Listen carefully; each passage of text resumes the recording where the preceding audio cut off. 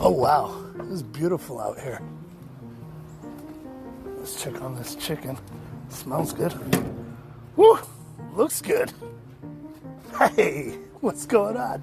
I didn't know you were listening over there. How's it going? Welcome to Gordon Speaks. We're just a variety show that talks about various topics, man, ranging from music to horror movies, to cultivation, to travel, to quantum physics. I have various guests and all sorts of different segments that are guaranteed to ignite your auditory and imaginative senses. If you like to laugh, if you like to smile, if you dig some variety in your life, come on over to Gordon Speaks. Check us out. We'll be here on the dock. Peace.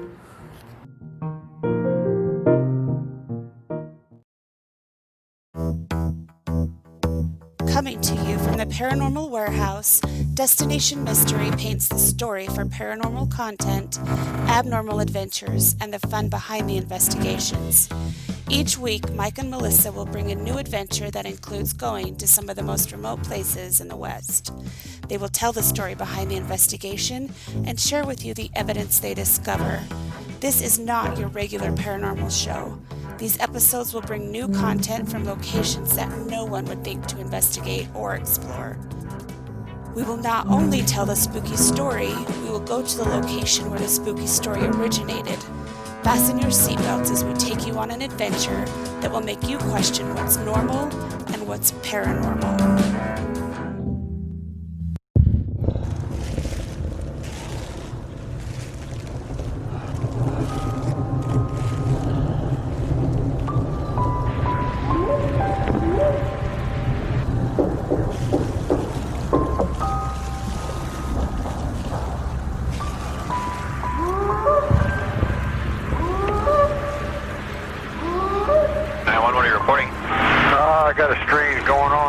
Something just killed my dog. Something killed your dog? My dog went flying through the air over the tree. I don't know how it did it. Okay. Damn it, I'm really confused. All I saw was my dog coming over the fence, and he was dead when she hit the ground. I didn't see any cars. All I saw was my dog coming over the fence. What?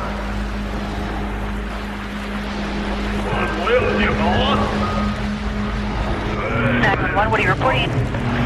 We got someone or something crawling around out here. Did you see what it was? Was it a person or an animal or? Jesus Christ, you better... Sir? Dia! Hello? Get somebody out here. What's going on now, sir? That son of a bitch is about 6'9", I don't know. Do you see him now, sir? Yes, I'm looking right at him. Uh-oh. Okay, hang on. He's right... Is he in your yard, sir? Yeah, God, he's big. Okay, what's he doing in your yard? He's looking at me.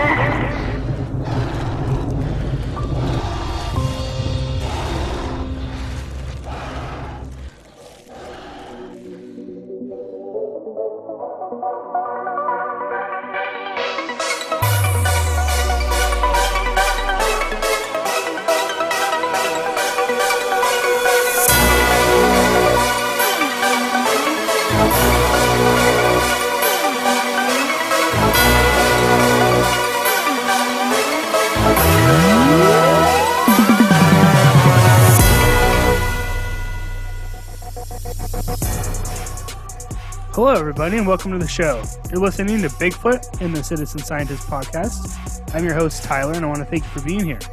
If you have an encounter or story you'd like to share with me, email me at sciencemeetsbigfoot@gmail.com, or if you're listening in on anchor.fm, go ahead and hit that message button and send me in a voice message. Either way works, just get at me. Speaking of voice messages, I signed up and activated a voicemail system for everyone to use. So if you have an encounter, story, feedback, or just want to come say hi, give it a call at 641-715-3900. That's 641-715-3900. Punch in 448-449 for the extension, and you'll get the Bigfoot in the Citizen Scientist podcast greeting. Make sure you hit pound to save your voicemail. I can air your encounters on episodes or just listen in. Please be sure to leave your contact info so I know who and where to reach if wanted. Okay, moving on. Today, we have a presentation on Teddy Roosevelt's Bigfoot adventures brought to us by National Park Service Organization member Brian Tadler with guest speaker Cliff Barackman presenting his presentation on Sasquatch. I was fortunate enough to be invited to attend, and they were gracious enough to let me record. So please sit back, relax, and enjoy tonight's presentation.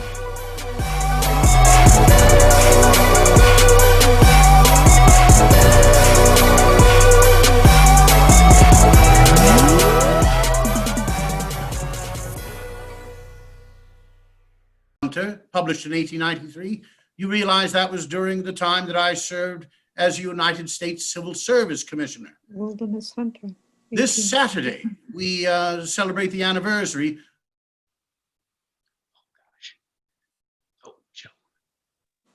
Oh, Joe, sorry, I just muted you. My apologies. You unmuted yourself. Yeah. You better mute yourself. There you are. Thank you kindly. Get that Wilson fellow off the mute button for me, would you? What I meant to say is that when The Wilderness Hunter was published in 1893, I was serving as United States Civil Service Commissioner. I served as president of that board of commissioners and served in that position for nearly 6 years. Served nearly as long in that federal appointment as I served as United States president. And I hope in the administration of the Civil Service Commission and in the extension of civil service protections to the federal employees of the United States of America that it can be said I left my campground cleaner than I found it. But being a civil service commissioner gave me an opportunity to travel throughout the country, to investigate the post office, where there was much in the way of corruption and malfeasance and electioneering, to investigate the operations of the Bureau of Indian Affairs in the United States Department of the Interior, and by traveling in those western states, especially to get in some good hunting while I was your civil servant. The stories told and published in 1893 include a bit that might put us into the framework to hear our wonderful author this evening on Bigfoot, or do you say Sasquatch? You'll realize that there are no complete sets of bones of this beast to be found in the American Museum of Natural History. If my dear friend, Mr. John Gianelli, who spent much of his youth working the pits at that museum, can confirm that that is still the case. But the fact that we have not yet discovered these sorts of evidence does not prove that Bigfoot or Sasquatch does not exist. But from what I wrote, first, we've mentioned the Selkirks, but first, out along the Kootenai, now out by Coeur d'Alene and out towards the Washington border, I did some hunting, indeed, with one of our hunting guides was a member of the lower Kootenai tribe. We called him Amal, amongst the many names by which he was known. And I had this to write in The Wilderness Hunter. Amal objected strongly to leaving the neighborhood of the lake. He went the first day's journey willingly enough, but after that it was increasingly difficult to get him along, and he gradually grew sulky. For some time we could not find out the reason, but finally he gave us to understand that he was afraid because up in the high mountain there were little bad Indians who would kill him if they caught him alone, especially at night. At first we thought he was speaking of stray warriors of the Blackfeet tribe, but it turned out that he was not thinking of human beings at all, but of hobgoblins. Indeed, the night sounds of these great stretches of mountain woodland were very weird and strange. Though I have often and for long periods dwelt and hunted in the wilderness, yet I never before so well understood why the people who live in lonely forest regions are prone to believe in elves, wood spirits, and other beings of an unseen world. Our last camp, whereat we spent several days, was pitched in a deep valley nearly at the head of the stream. Our brush shelter stood among the tall coniferous trees that covered the valley bottom, but the altitude was so great that the forest extended only a very short distance up the steep mountain slopes. Beyond, on either hand, rose walls of gray rock with snow beds in their rifts, and high above, toward the snow peaks, the great white fields dazzled the eyes. The torrent foamed swiftly by, but a short distance below the mossy level space on which we had built our slight weather shield of pine boughs, other streams poured into it from ravines through which they leaped down the mountainsides. After nightfall, round the campfire, or if I awakened after sleeping a little while, I would often lie silently for many minutes together, listening to the noises of the wilderness. At times, the wind moaned harshly through the tops of the tall pines and hemlocks. At times, the branches were still, but the splashing murmur of the torrent never ceased, and through it came other sounds, the clatter of huge rocks falling down the cliffs, the dashing of cataracts and far-off ravines, the hooting of owls. Again, the breeze would shift and bring to my ears the ringing of other brooks and cataracts and wind-stirred forests, and perhaps at long intervals, the cry of some wild beast, the crash of a falling tree, or the faint rumble of a snow avalanche. If I listened long enough, it would almost seem that I heard thunderous voices laughing and calling to one another, and as if at any moment some shape might stalk out of the darkness into the dim light of the embers. But if you'll indulge me, please, the story of my friend Bauman. I think this puts us all together in the right place to be for Mr. Barackman's presentation. Frontiersmen, as a rule, are not apt to be very Frontiersmen are not, as a rule, apt to be very superstitious.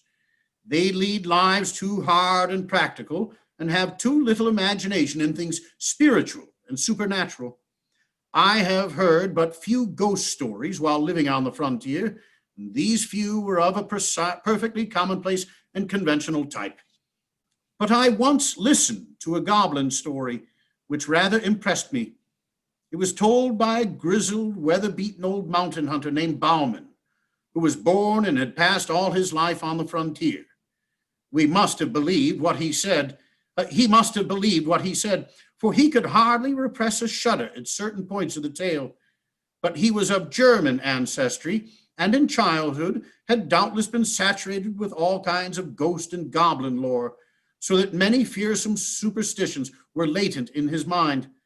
Besides, he knew well the stories told by the Indian medicine men in their winter camps of the snow walkers, of the specters, and the formless evil beings that haunt the forest depths and dog and waylay the lonely wanderer who after nightfall passes through the regions where they lurk. And it may be that when overcome by the horror of the fate that befell his friend, and when oppressed by the awful dread of the unknown, he grew to attribute, both at the time and still more in remembrance, weird and elfin traits to what was merely some abnormally wicked and cunning wild beast. But whether this was so or not, no man can say. When the event occurred, Bauman was still a young man and was trapping with a partner among the mountains, dividing the forks of the Salmon from the head of the Wisdom River. Not having had much luck, he and his partner determined to go up into a particularly wild and lonely pass through which ran a small stream said to contain many beaver. The pass had an evil reputation because the year before a solitary hunter who had wandered into it was there slain, seemingly by a wild beast, the half-eaten remains being afterwards found by some mining prospectors who had passed his camp only the night before. The memory of this event, however, weighed very lightly with the two trappers, who were as venturous and hardy as others of their kind. They took their two lean mountain ponies to the foot of the pass, where they left them in an open beaver meadow, the rocky, timber-clad ground being from thence onwards impracticable for horses. They then struck out on foot through the vast, gloomy forest, and in about 4 hours reached a little open glade, where they concluded to camp, as signs of game were plenty. There was still an hour or two of daylight left, and after building a brush lean-to and throwing down and opening their packs, they started upstream. The country was very dense and hard to travel through, as there was much down timber, although here and there the somber woodland was broken by small glades of mountain grass. At dusk, they again reached camp. The glade in which it was pitched was not many yards wide, the tall, close-set pines and firs rounding round it like a wall. On one side was a little stream, beyond which rose the steep mountain slopes covered with the unbroken growth of the evergreen forest. They were surprised to find that during their short absence, something, apparently a bear, had visited camp and had rummaged about among their things, scattering the contents of their packs and in sheer wantonness destroying their lean-to. The footprints of the beast were quite plain, but at first they paid no particular heed to them, busying themselves with rebuilding the lean-to, laying out their beds and stores, and lighting the fire. While Ballman was making ready supper, it being already dark, his companion began to examine the tracks more closely, and soon took a brand from the fire to follow them up, where the intruder had walked along a game trail after leaving the camp. When the brand flickered out, he returned and took another, repeating his inspection of the footprints very closely. Coming back to the fire, he stood by it a minute or two, peering out into the darkness, and suddenly remarked, "Bauman, that bear has been walking on 2 legs." Bauman laughed at this, but his partner insisted that he was right, and upon examining the tracks with a torch, they certainly did seem to be made by but 2 paws, or feet. However, it was too dark to make sure. After discussing whether the footprints could possibly be those of a human being, and coming to the conclusion that they could not be, the 2 men rolled up in their blankets and went to sleep under the lean-to. At midnight, Bauman was awakened by some noise and sat up in his blankets. As he did so, his nostrils were struck by a strong wild beast odor, and he caught the loom of a great body in the darkness at the mouth of the lean-to. Grasping his rifle, he fired at the vague, threatening shadow, but must have missed, for immediately afterwards he heard the smashing of the underwood as the thing, whatever it was, rushed off into the impenetrable blackness of the forest in the night. After this, the 2 men slept but little, sitting by the rekindled fire, but they heard nothing more. In the morning, they started out to look at the few traps they had set the previous evening and to put out new ones. By an unspoken agreement, they kept together all day and returned to camp towards evening.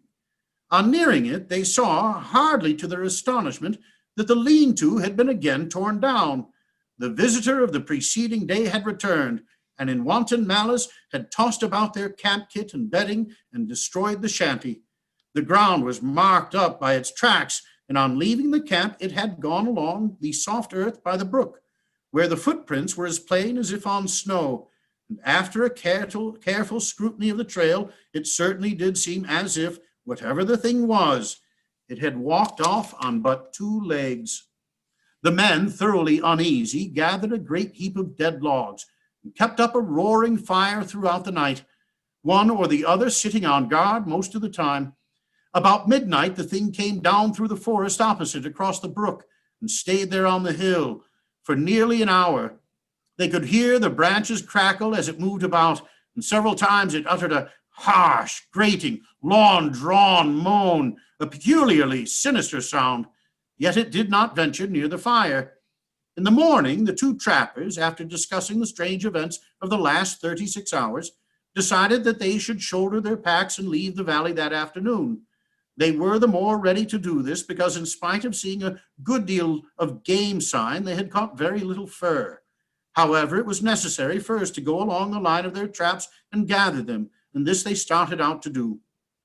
All the morning they kept together, picking up trap after trap, each one empty. On first leaving camp, they had the disagreeable sensation of being followed. In the dense spruce thickets, they occasionally heard a branch snap after they had passed, and now and then there were slight rustling noises among the small pines to one side of them. At noon, they were back within a couple of miles of camp.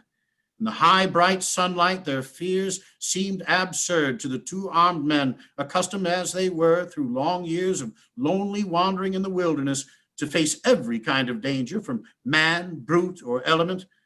There were still 3 beaver traps to collect from a little pond in a wide ravine nearby.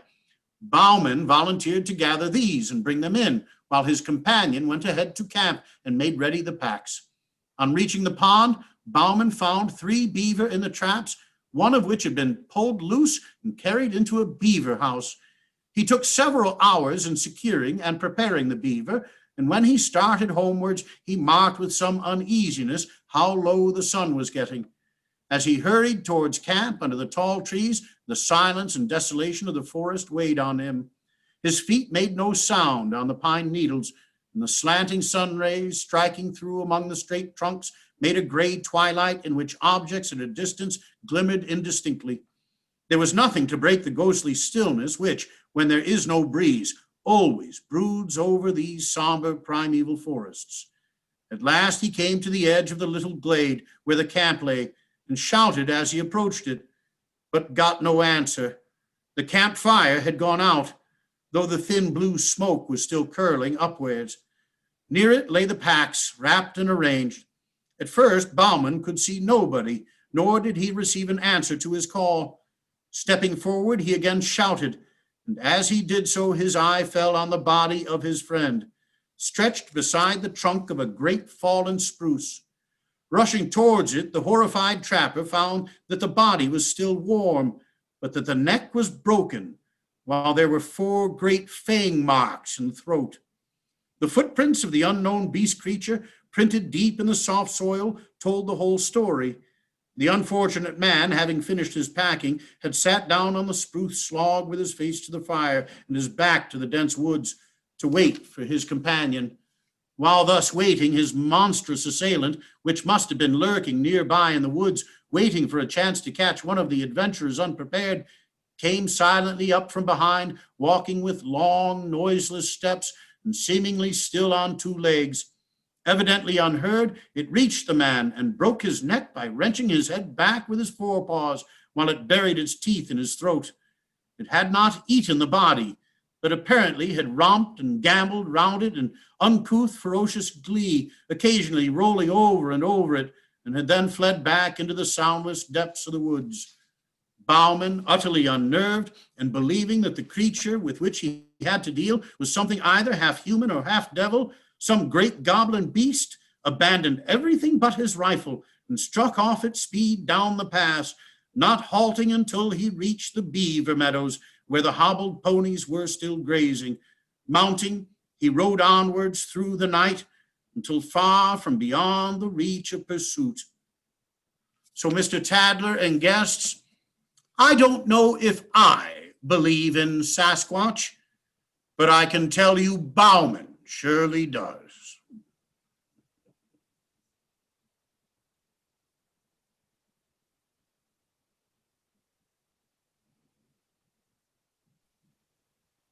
Bravo. Thank you kindly. The credit goes to the original author.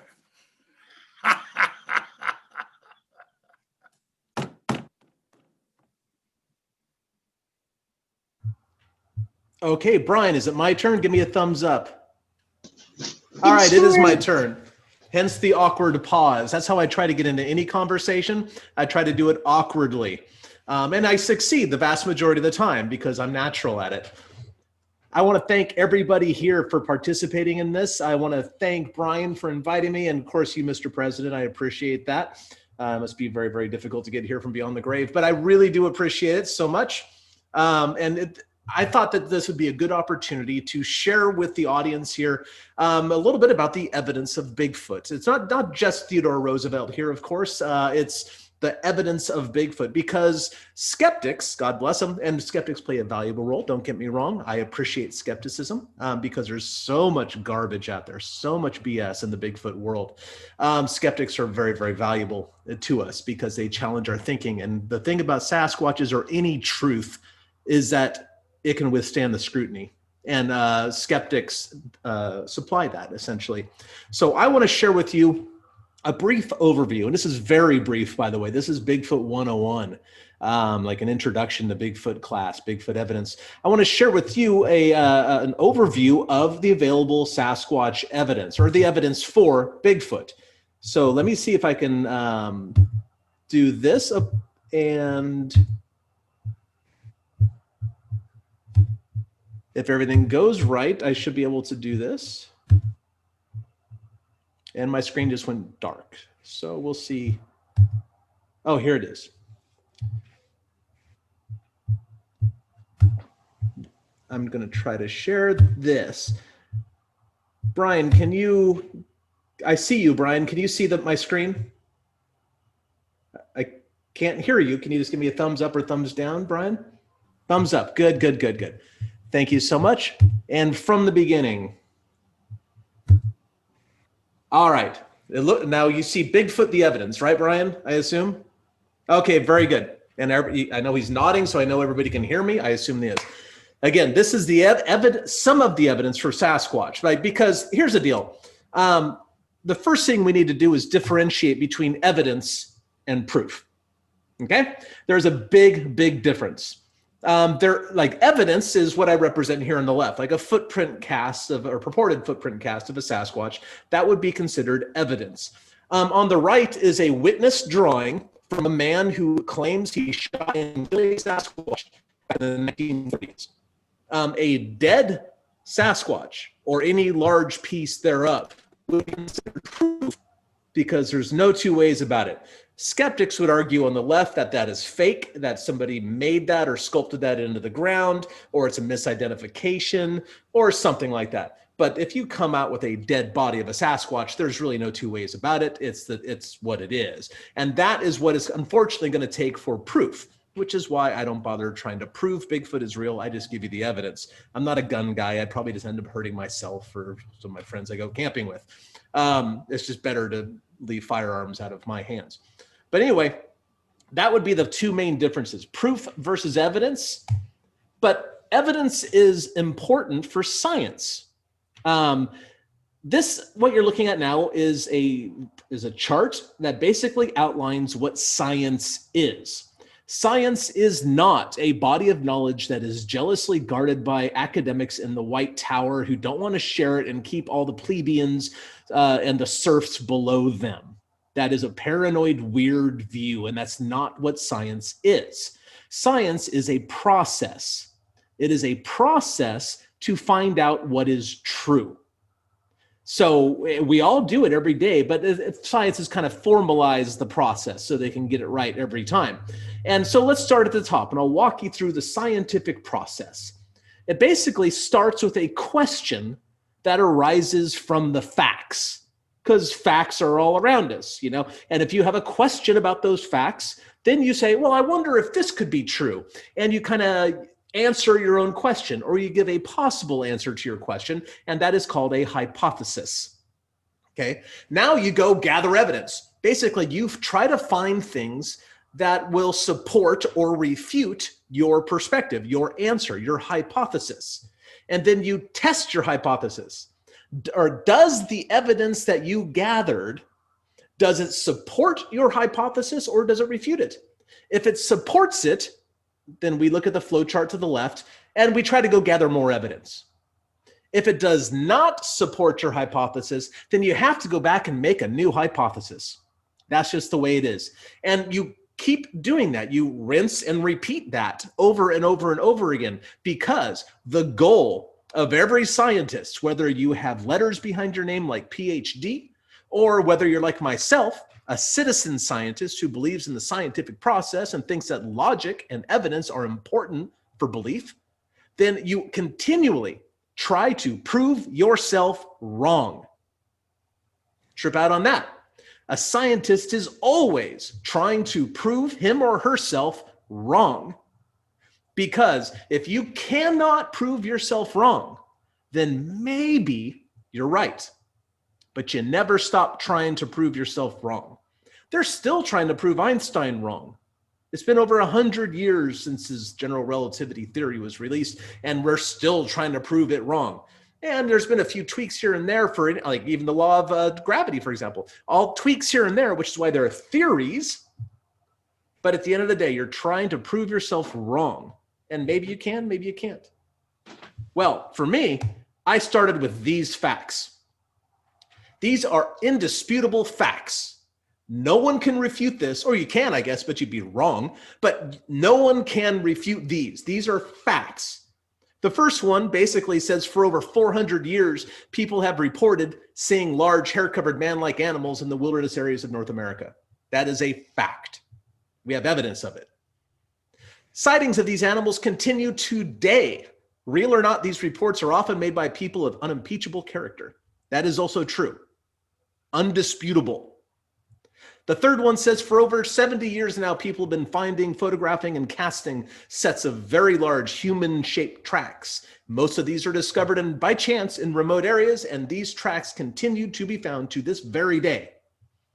Today, I don't know. Saturday, there was a footprint find on Saturday. So this is true. And then the last one, the cultural histories of many, I'm going to change that to all, in fact, Native Americans that live in, and First Nations people that live in appropriate habitat include stories and beliefs about non-human people of the wild. Many of these descriptions bear striking resemblance to the hairy man-like creatures reported today. These are indisputable facts. And faced with facts like these, intelligent people tend to bring up questions like, what in the world's going on? And maybe you have an answer for that. My hypothesis, my answer is that there is a biological entity, actually a whole bunch of biological entities responsible for this. A species of undiscovered humanoid, hominoid, ape-like thing. Sasquatches. That is my hypothesis. And let's take a look at the evidence, because evidence should support that, support it or refute it. These are types of evidence that are available for Sasquatches being real animals. Native accounts, historical and settler accounts, contemporary witnesses, sound recordings, photographs, films and videos, tracks and hair and DNA, and maybe a body or part of one eventually. We have not gotten that yet because that would be proof. We lack the proof, but the evidence is overwhelming. Let's go to the first kind of evidence I talked about, the Native American and First Nations accounts. Native Americans is what we call them in the United States. First Nations is what we call the indigenous people in Canada. Either one. Sasquatches live in both places. They don't respect the country lines. Who cares? They're the ultimate anarchists. They can do what they want to do. So if you go back and look at the mythologies, art, and histories of native tribes who live in appropriate habitat for Sasquatches, every single group has stories of these things. Giant hair-covered whatevers living outside of their villages, roaming around at night. And in fact, a lot of their art depicts them in ways that we now know today are Bigfoot related. That thing on the left, for example, a photograph by Edward Curtis taken in 1914, that is a person wearing a giant mask and has big old hands and covered in hair. It's a bear costume. It's a bear pelt, I should say. But that is supposedly depicting a giant hair-covered giantess living outside of their villages called, this is called Hami, but in other local Coast Salish traditions, it's called Zonaqua. She's depicted with that pursed lips for two reasons. Number one is the sound she makes. It goes, whoo, whoo, which is a sound that's been associated with Sasquatches before. And also that these things whistle. Zonaqua is reported to whistle, which is also a Sasquatch reported behavior. That is also known from the other great apes. Orangutans, it turns out, whistle. These are reported to whistle. There's videos of orangutans whistling. It is a known ape behavior. In the middle there is a photograph that I had the opportunity to take of a traditional native mask depicting Sasquatches. They don't call them Sasquatch because that's not the term. Sasquatch, the word Sasquatch was invented by some white guy on a coast or on the native reserve. It's like a reservation in Canada, outside of Harrison Hot Springs. The Sahelas people live there. It is from their language, the Coast Salish language, that we kind of anglicized the word and made the word Sasquatch. It was coined in the 1920s. The reason it was coined is because their language isn't Englished very easily. You can't spell words using the English alphabet in their language because they have a bunch of sounds that we don't. a lot of glottal stops and other sounds that you just can't write in English. And so this guy, J.W. Burns was his name, he was hearing stories from his friends on the reserve, these indigenous people he was working with. He was a teacher. And he kept hearing stories about giant hair-covered native people outside of town. And he even spoke to people who had seen them. He didn't know what to make of it. So he wanted to write about it, so he coined the word Sasquatch. But that's the mask. There are photographs of that mask from the 1920s. And it was actually lost. It ended up in the basement of a museum in Victoria, I believe, or Vancouver, one of the two, in BC. And it was, I had the opportunity to see it and take photographs of it the day before they were going to clean it for the first time in almost a century. It was an honor. On the right there, there's also Zoniqua. She's on the bottom of the totem pole. I say she because you can see she's got breasts. And again, there she is, big hands, characteristic of the Sasquatch, pursed lips. And again, she's all over the place in the Pacific Northwest indigenous cultures. But the Cherokees on the East Coast had them. You know, the Cree and the Creek down in Southeast, they also had stories of Sasquatches. The Navajo in the desert Southwest have stories of Sasquatches. They all do, every one. So if Sasquatches are not real, skeptics have a lot of explaining to do. Because clearly the native people in Florida were not speaking to the native people in British Columbia. Trade routes didn't go that far, I think. It's probably safe to say. And why would all their stories have the same physical description and behavioral descriptions? How could that be true? If Bigfoots are not, in fact, real animals that occupy the landscape with the people who live there. So here's another native depiction. This native depiction is from Southern California in the Sierra Nevada mountains. And it depicts a family of Sasquatches. The local people there say this is the hairy man. This is what it looks like.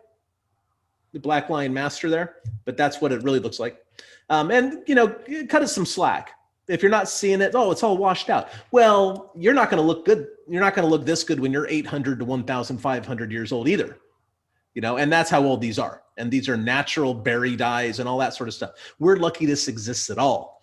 This is under a rock shelter on the Thule Indian Reservation outside of Bakersfield, basically in southern Sierra Nevada mountains. And this is an interesting one because, well, number one, it's been dated, like I said, between 800 and 1,500 years ago, which is long before white contact. It's life size.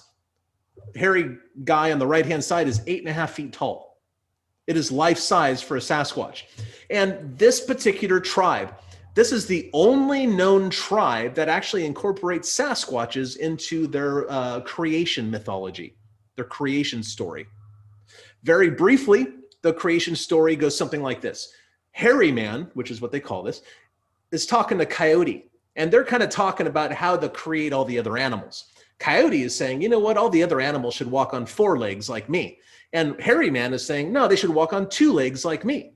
And they kind of went back and forth about it and decided to settle their argument by having a foot race, by a running race. And whoever won would get to create the animals like they want. Well, coyotes, being tricksters and whatnot, cheated. He took a shortcut, he won the race, and that is why all the animals walk on 4 legs.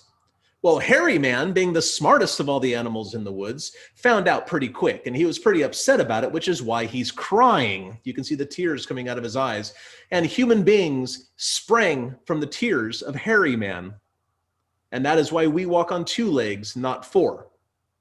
So skeptics, and I appreciate skepticism, this story was around a lot longer than white people were in North America. For hundreds of years, possibly thousands, we don't know. But here we go. We have us being born from Hairy Man, the other animal that walks on 2 legs in North America. Interesting, not proof, but it's interesting. Definitely evidence. And then we get into historical and settler accounts. Well, this guy with this either awesome collar or an amazing throat beard is Elkanah Walker. I'm not sure if it's a beard or not. I hope it's a beard. It might be a collar. But he wrote this in 1840. He was basically working with the Spokane Native people in eastern Washington, and he saw these mountains. We're not sure if it was Mount Adams or Mount St. Helens, but he wanted to go visit it. And he said, hey, can you take me over there? I need a guide so I don't get lost and die in the woods. And the Native people he was working with said, no, we're not going there, man. We're not going there. And why not? Well, it turns out there's a race of giants that live on that mountain, and they come out and hunt and work at night. They steal men. Their tracks are 18 inches long. They steal salmon, and they smell real bad. They whistle, and they throw rocks. Well, I probably wouldn't go there either. Actually, knowing me nowadays, it's exactly where I would go, honestly. But this guy didn't. They said, okay, you convinced me. I'm not going to go. And they didn't go there. But if you look down this list of things that the Native people said about those giants on the hill, it's known ape behaviors. Yeah, the men stealers. Yeah, you know what? Chimpanzees, they steal infants in Africa. It's not a widely known behavior, but they do when the like times are bad, and they eat them.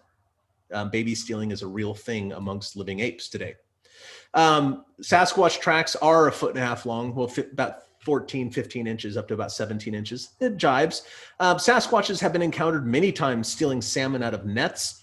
There is a smell associated with about 10 to 15% of sightings. We've probably heard about the skunk ape before. That's part of the reason that it's named that.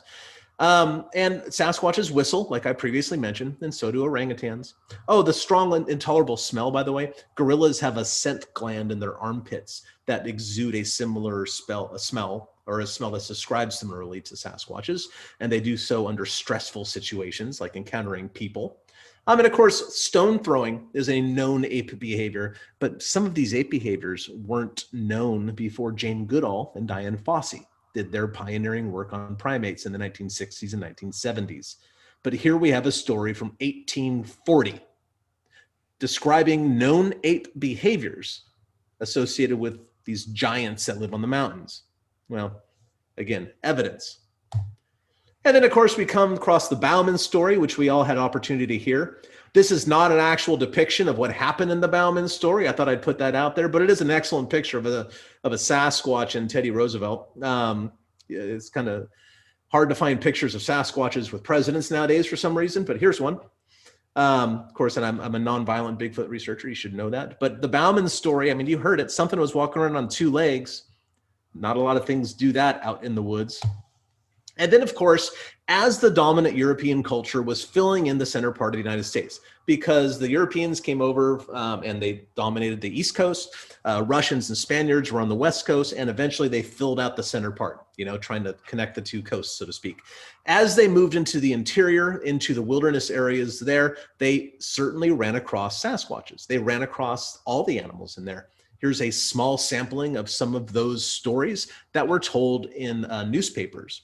This one is from 1893, or 1838 rather, sorry. Talked about a strange animal with the appearance of a child that was entirely covered in hair that ran off very quickly whistling. Okay, there's that whistling thing again. Here's another story from 1878 about a giant that was 6.5 feet tall with big shoulders and apish arms. Had a smooth face, which I'm taking probably mean that it was lacking hair. I could be wrong. Had a funnel-shaped head. That's interesting because of the sagittal crests that apes have. It's a bony structure on the top of the head for anchoring chewing muscles. The body was covered with dark brown hair, 2 inches long. It pounded itself on the chest. It didn't speak. It ran like a deer, and it made a bed of leaves and many bones. Again, that was in 1878 out of Pennsylvania. Here's one out of Oregon, dated 1885. This animal was seen hunting. It wasn't wearing clothing, but it had long hair like an animal's. It was seen eating raw deer meat, and it fled with the swiftness of the wind into the mountains. And the sightings keep coming. All of these people are people that I've spoken to, witnesses that have seen Sasquatches, and I've spoken to, I don't think I would be exaggerating at all to say 1,000 or 2 more. And these people have nothing to gain and everything to lose, essentially. On the left, there's a couple out of Alaska that saw a Sasquatch from the other side of the road, so very, very close. They had an excellent observation, even to the point where they noticed that the details of the hands. They both noticed different things. It was fascinating to speak to them. That guy on the right's cool because he's a musician. He was driving home from a gig real late one night, in Montana, and he saw one cross the road right at the Continental Divide. And I loved him because he could care less that he saw Sasquatch. He thought it was weird that I was interested. He goes, yeah, I saw it. I don't know what to think of it, but that's what it was. And it's just, all right, that's what it was. Okay. The woman on the bottom right, she saw one on Thanksgiving. Talk about something to be thankful for. She screeched to a halt in her car, and the thing was like 10 feet in front of the car. And then and it stopped on one leg in mid stride, like many, many wild animals do when they realize they've been spotted. They just stop in mid step, because if they stand still, they're much harder to see. The Sasquatch slowly turned around, and then it and that woman screamed at the same time, and it ran off into the creek next to the road. And then my favorite, the woman on the bottom left, Lorraine, I will always remember her because, she's an excellent witness. She was driving down the road in Minnesota, and off to the right of the road. Well, actually, she was driving down the road in Minnesota, and there was a car in the middle of the road full of 20-something kids, like young men in the car, and they were all looking to the right. So she looked to the right, and she saw a big black hair-covered man-shaped thing looking in the window of a trailer off on the farm field, about 8.5 feet tall or so. Well, this thing was looking in the window for a few moments, then stopped and started walking down the driveway towards her car. And she's just parked on the road a little bit away. Well, the kids in the car in front of her bailed. They all went, ah, and then it drove off very, very quickly. And then Lorraine was left for a front row seat as the Sasquatch walked in front of her car across the road and into the brush on the side of the road and disappeared into the woods. She was great because look at her. She's adorable, first of all. And second of all, she talked like a sailor. Holy smokes, did she have a mouth on her. But when it walked in front of the car, she goes, Cliff, I'll tell you what, it walked right in front of me and looked at me, and you know what? It was a boy. I went, oh my goodness. She must have seen something to tell her that. But that's important for this story, and I'll get to that in a minute. I'll keep it PG-13 here, but we were on the road filming for Finding Bigfoot at the time, and we're out in the middle of like rural Minnesota. There's nothing going on where we were, right? Some truck comes by and guy pulls up and he goes, hey, what y'all filming or whatever, because there's cameras, we're a scene, right? And then like one of the people says, oh, we're filming a documentary. So what about? It's about Bigfoot. And he goes, oh, you're looking for Long Dong Peekalong, which is like the local nickname. And now think about it. Okay, Lorraine noticed it was a boy. That explains the first part of that nickname, right? But the second part of the nickname, peek along, the man went on to say, oh yeah, people see the big guy looking into windows. Some of his neighbors had seen it as well. Because when there's a Sasquatch in the neighborhood, more than one person is going to see it occasionally. And sure enough, all the local people knew that there was a big, dark covered Sasquatch in the area. That was a boy looking into windows. That's just what it liked to do. And over the last few years, it had been seen doing it. So we were interviewing one witness who had seen this animal, and another one showed up who was aware of it, but maybe had not seen it. Interesting. There are other types of evidence beyond sighting reports, because sightings are kind of soft evidence, because you don't know how good of an observer the witness is. You don't know the conditions they were seen in. There's a lot of wiggliness, shall we say, with people in general, perspectives and cultures and whatever else could perhaps taint or flavor the observations. But then we get into other sort of harder evidence. And here's some right here. All of these types of vocalizations have been recorded in the field. In areas where Sasquatches are known to be, or thought to be, I should say.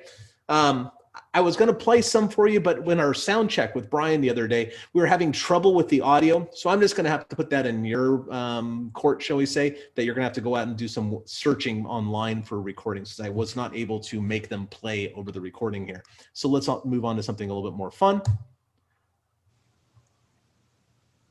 Like photographs. People say all the photographs of Sasquatches are blurry. That's not true, but some of them are, and there's reasons for that. Like this picture here. I'm completely confident this is the Sasquatch, and I'll tell you why in just a moment. It was taken up the Clackamas River in 2010 by a game camera. It was evening time, so and you can tell it's a black and white looking picture. That's because of the infrared flash on the picture at the time. During nighttime photography with game cameras, the shutter opens longer than it does during the day. Anybody who takes photographs knows about this. The shutter speed matters a lot. The longer the shutter is open, the more potential a blur could happen. And that's what happened here. Now, why I think this is a Sasquatch, let's see if I can get my cursor to appear. I'm assuming you see my cursor. This whole blurry thing here, you can see the leg down there. There's actually knee over here. It's hard to see, but I've spent a lot of, this is a blur over here. But this up here, this up here, I was there at the scene. I've done the recreations of this. Whatever this bipedal thing running is, it is 7 foot 10 inches tall. Okay. The guy who took this works with police officers, rangers specifically on the down the Clackamas River in Mount Hood National Forest. Whatever this is, whatever it is 7 foot 10 inches tall. I've done the analysis of it. I'm not going to go into it. You're going to have to take my word on that one. But if it's not a Bigfoot, what else could it be? It's certainly not an elk. The guy didn't fake it. I'm completely confident he didn't fake it. I've spent a lot of time with this guy. So there's something bipedal that's 7 foot 10 inches tall running around. But not all photographs are blurry. There's this one. It's a little blurry. It's pretty interesting. It's from Vermont. I know the guy who got this photograph. His name is Frank. What we have here, the way I interpret it, is the head, the right shoulder, the left shoulder. The arm is going down because you can see there are apples on the ground. That's the whole reason this picture was even taken. Frank saw that there were big circles, like 5 foot circles of apples being stolen from his tree overnight. He goes, what in the world is doing that? And he thought he was going to get a bear. So he put up a game camera on this tree, and about a week and a half later, he got this picture. I don't know what these white things are, but whatever this is, I take this as the head, the body, there's the butt over there, the legs would go down there, there's an arm. And this thing, whatever this thing is, it looks like there's a hand. Could this be a juvenile? I don't know what this is. Maybe that's a juvenile Sasquatch grabbing onto the chest of its mother. Not really sure, hard to say. And I don't know what the white spots are. But there are other pictures. There's this one. It's pixelated because I zoomed in pretty close and it was taken on like a kind of an old technology flip phone. In New Mexico, a place called Farmington, the local people are aware of the Sasquatches that come up and down the river, the San Juan River. And it's on the Navajo reservation, and this particular part of the reservation has a lot of poverty. So the Navajo tribe has taken to irrigating part of the desert above and growing food for the tribal members. But because there's a lot of poverty, they had to hire security guards to guard the food, the produce and whatnot. And one of the security guards got this photograph of the thing walking. It was about 100 yards or 200 yards away. And it's carrying a log or something. I'm not sure what it's doing.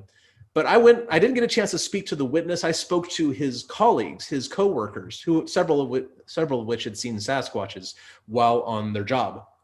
And they all turned to me and said, Cliff, we were hired to keep the people out. We don't know what to do about the Bigfoots. But here's a little bit of evidence suggesting that, yeah, there's something going on down there in Farmington, New Mexico. Here's another picture. The original is on the left. The enhanced, shall we say, the lightened is on the right. This was taken by a 17-year-old man, 17-year-old at the time, named Ian Gill, in Vermont. He was driving to his grandmother's cabin at about 12:30 at night. Something ran in front of his car. He thought it was a man in a ghillie suit. But he was in the passenger seat, so he stuck his iPhone 5 out the window and snapped a picture as they went by. And that's what they got. At first, when I saw this, I thought, oh, it's probably a hoax. And maybe it still is, I don't know. But I did go to the location with the man, with Ian. And it turns out that luckily the thing in the picture was taken next to the stop sign. That stop sign is still there. The bottom of the stop sign is 7 foot 2 inches off the ground. So if it is a guy in a suit, it's a pretty big one. And maybe it is, but it's 7 foot 2 inches tall, whatever that is. And then there's this from Silver Star Mountain in Washington, taken about a decade ago by a good friend of mine. I didn't know the guy at the time, but he's since become a good friend. His name's Randy Chase. He went to walk to the top of Silver Star Mountain, which is a double-peaked mountain. He'd been there many times. And when he got up there this November day, it had been snowing, and he turned and he looked to the north at the other peak of the mountain, and he saw a rock that he had never seen there before, and he thought that was weird. So he took a picture of it. That's the picture on the upper left. He turned around and took a picture of Portland, Oregon and the Columbia River and a beautiful vista in front of him. He turned back around and that rock had stood up on two legs. And then it turns and walks down off trail down the mountain slope where there's no road and no trail on a very steep terrain. Well, we have three photographs here. In the upper left, there's some interesting details. See the pointed head? It kind of recalls that historical account where the Sasquatch had a funnel-shaped head because of the sagittal crest. Apes and other human ancestors, when they took to chewing very, very fibrous food, they needed very, very strong chewing muscles. And it turns out that your chewing muscles go up the side of the head. And eventually, if you needed more chewing muscles than you have place to connect on your skull, the skull accommodates, and in a species will start growing a ridge right here called a sagittal crest, which is why gorillas sometimes get that pointy head sort of thing going. And that gives more surface area for the chewing muscles to attach to. I think that's what we're seeing there. You can also see possibly chest, pectoral muscles or breasts, not really sure. Very, very flat head. When it stood up and looked, not a lot of detail is there, but we can see that it's clearly a man or a Sasquatch. And then it turns and walks down the hill. Well, Sasquatches are not humans. They're not people. They're Sasquatches. They're different.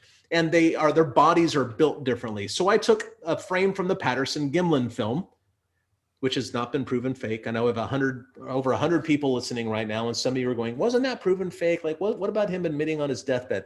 That's not the accurate depiction of what happened at all. It's a long story, but that's not true. People have tried to prove this film fake, and they have failed every time.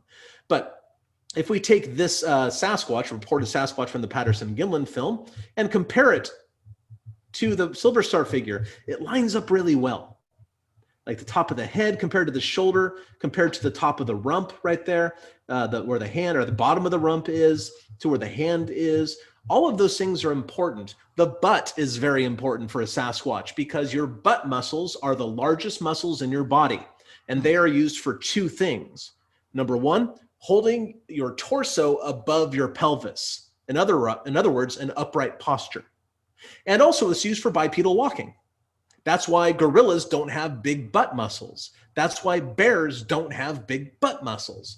But, pardon the pun, but if you're a Sasquatch, you're going to have really, really, really big butt muscles because this Patterson-Gimlin film creature that has inhuman proportions, by the way, no human could fill the suit out. I want to point that out. No human comes in this size and shape. Even if she's only 6 or 6.5 feet tall, which is about the size we think she is, her shoulders are 31 or 32 inches wide, okay? Now, she's also almost that wide from front to back. Can you picture how much that torso weighs? She weighs about 450, 500 pounds. That torso's got to weigh probably 300 pounds. That would necessitate a very, very well-developed butt muscles to keep that torso above the pelvis. And let alone the uneven, nasty terrain these things tend to live in. Walking up and down mountains and stuff like that takes a lot of muscles. You would expect Sasquatches to have big butts. And any Sasquatch picture that doesn't is probably some dude in a suit. But this one is very compelling. Here's another picture. Don't look too hard. I'm going to show you zoomed in, but that's it right there. This was taken in 2017 in Pennsylvania on a eco boat tour to this off-limit side of the lake. And the second tour of the day, the guys on the boat, there were 17 or 18, 19 people on the boat, tourists, and plus the boat skipper, plus the docent giving the eco tour to this part of the lake.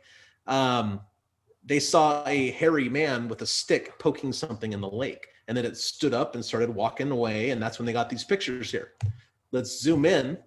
It's really pixelated because it's zoomed in. But there we go again. And let's compare it to the Patterson-Gimlin film creature. It compares very, very well. And again, that big butt is right there. Sasquatches Bigfoot got back. What can you say? You know, I like Bigfoot and I cannot lie. So there are photographs. There's also films. Little clip from the Patterson-Gimlin film, 1967. And again, no human comes in that size. Whoever, if that was a suit, whoever is in that suit has inhuman proportions, arms longer in proportion to their leg than any human on the planet. But yet they have to fill out the suit because you can actually see fingers moving from frame to frame in the film. The fingers themselves move. So somebody has to have shoulders that wide with arms that long because the fingers are moving. Doesn't make any sense to me. This is another film from the Blue Mountains of the Oregon-Washington border. Yeah, there's it's called the Freeman footage. He was following footprints up to this point, and he got lucky with a short little clip right there called the Freeman footage.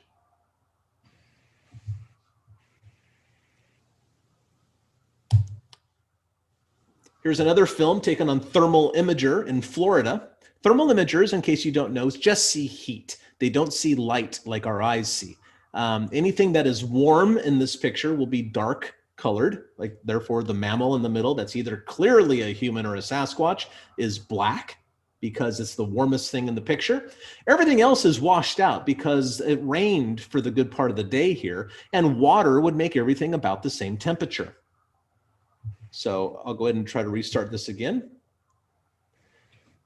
And what do you notice? What I notice is a couple things. The long bent knee that bends further than humans bend their knee. We bend our knee about 72 to 76 degree angle. Sasquatches approach 90 with every step. And also big old hands. Do you remember those depictions, the native depictions with the big giant hands? And this was taken in 2012, if I remember. I could be wrong about that. It's called the Stacy Brown footage, thermal imagers. This was taken at night. They would have never seen it without the thermal imager. And then we get to footprints. Footprints, I think, are probably the best hard evidence for Sasquatches because of the internal consistency. And a lot of people would look at this and say, oh, they look like human prints, but they don't is the thing. They superficially look like human prints. The print on the right, for example, from 1982 is 14 and a half, 15 inches long. But there's other things in here. We have a photograph of a print on the left from 1963, one in the middle from 1970, and then one on the right from 1982. They all compare favorably to size, but there's some other things going on as well. Let's look over here because this is by far the cleanest, clearest footprint shown here. You're going to notice that there's this bulge, a couple bulges here on the outside of the foot. Okay, this gives us indications where the underlying bones are. In particular, this is where the phalanges attach to the metatarsals. Over here on this side, there's this curvature right here that kind of buckles underneath. This is not an arch, by the way. The foot is it supinated? No, it's supinated at the time. It lifted up a little bit. So it gives the appearance of an arch, but it is not an arch. But look at this over here. Remember this bulge? Look at this right here. There's the bulge on the outside of the foot in the same place. Over here is the inside curvature. It compares very favorably over here. And this is important because after seeing hundreds of these casts, anatomists like Dr. Jeff Melder from Idaho State University or Dr. Grover Krantz from Washington State University have kind of inferred the bone layout of the foot, the bone structure of the foot. And they have both come to the same conclusion based on footprints. What they find is that the metatarsals, which are the bones in this area, where's my cursor? There it is. The bones in this area have been shortened. And then the ankle would come down here. And then the heel would be a little bit longer than in humans. This is found independently. The reason that's important is because your foot works like a wheelbarrow, essentially. It's called a type 2 lever. It's a simple lever, but the kind of stuff you studied in junior high and high school. A type 2 lever is a wheelbarrow. And let's do a little thought experiment here. You put a bunch of stuff into the wheelbarrow. And you want to lift it up. You pull real hard and it lifts up. You put even more stuff in the wheelbarrow. You could struggle and lift it up. It's going to take a lot more force and strength. But another way to deal with it would be to lengthen the handles of the wheelbarrow, right? And that would make it easier to lift up. That's one of the accommodations you can make to the type 2 lever. You would have to move it further, so the same amount of work will be done at the end of the day, but it takes less force. That's the heel of your foot. The heel is essentially the handle of the wheelbarrow. And one way to accommodate a mass the size of a Sasquatch and not exert more force, and therefore eat up more calories, would be to lengthen the heel of the foot. and shorten the metatarsals in the front part. That is the necessary biomechanical redesign of the foot, mandated to carry a mass the size of a Sasquatch in a loosely human-like fashion. And we find that consistency in the Sasquatch footprints. So if these Sasquatch footprints are indeed hoaxes, as the skeptics insist they must be, then it was thought about beforehand. The people faking these footprints put them there in hopes of some sort of anthropologist or anatomist coming to the same conclusion as what they planted there for them to see. They'd have to know something about the biomechanics of human walking and leverage ratios and all that sort of stuff. It seems rather ridiculous to me because it's consistent in the tracks from 1958 to the stuff that was cast last week. It's consistent no matter where or when or by whom it was cast. It's pretty staggering evidence in my mind, at least. Now, here's a kind of a drawing of the bones. Like, I'll just take this one on the right here. These two, this is a Sasquatch inferred morphology, and this is human. We see, okay, this is narrow. And of course, we're blown up to different sizes, so they kind of match the same size. But one of the first things you're going to notice, besides the width of the print, is that the ankle bone here is actually forward on the foot than in humans, which lengthens that lever, which enables a Sasquatch to exert fewer calories while walking in proportion than humans would. This was brought about by Dr. Jeff Meldrum up here. He's the guy that did these anatomy reconstructions. Dr. Grover Krantz, who passed away, he was a Washington State University anthropologist. He's the guy that kind of started working on this based on Sasquatch footprints that had a strange morphology, these two bumps on the outside, different than the bumps we talked about earlier, but he's the guy that kind of started putting that together. What I want to do here is point out something else. There's another difference that you can see in the footprint tracks. In humans, we have an arch in our foot, and our arch is in this area here, and it is held static, held stiff by tendons and ligaments. We are the only ape species that has that because we're different than the other apes. We're kind of special in some ways, and not just because we're us. We like us because we're our favorite, but it's beyond that as well. Our ancestors used to run a lot more than we did. In fact, they used to do something called persistence hunting, where they would chase down a goat or whatever until the goat gets exhausted, and then we'd get lunch. But like, I would start, and then I would tag team Brian in because he's young and fit, and he would chase it for a while. Then he'd tag team Teddy Roosevelt in, and then and then Teddy Roosevelt would come back and tag team me. We'd all get to rest, but the goat never does. And that's what persistence hunting is. And that's what cheetahs do as well. So it's not like rocket science. But we have an arch to kind of help us with the pounding of our feet across the savannah to absorb that shock, and also to give a little spring to our step.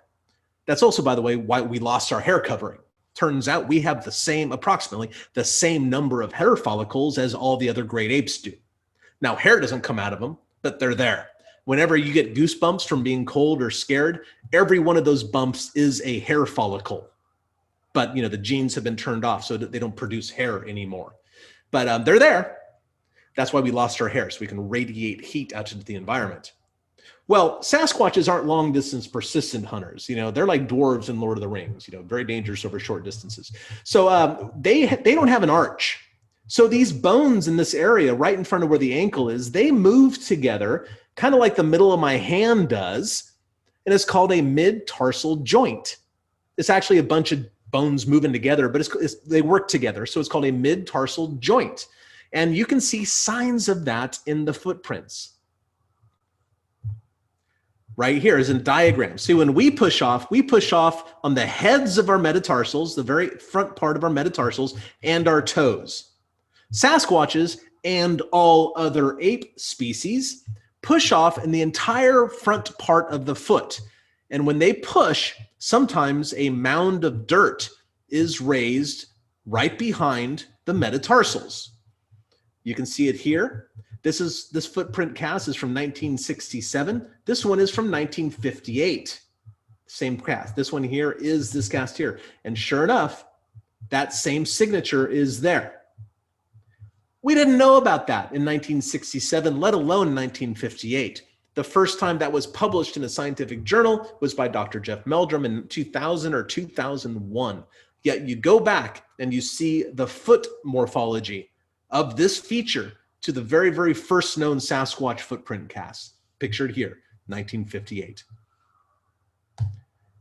Here's that same track that was on top, kind of lined up where the toes are to where the inferred reconstruction of the foot is. And here's that ridge. And where does it happen? Right behind the metatarsals, 1968. Here's another print, 1958. Here's that ridge. Where does it happen? Right behind the metatarsals. Here's a track from Washington in 2012. Where does that mound of ridge occur? Right behind the metatarsals. Here's a track from Montana in 2011, I believe. There's the ridge. Where does it happen? Right behind the metatarsals. The consistency is there. And remember what I said earlier, the heel is lengthened, the metatarsals are shorter. So not only do we have something pushing off in an inhuman-like way, but the ridge is still in the right place, knowing that the metatarsals have been shortened. The consistency says something.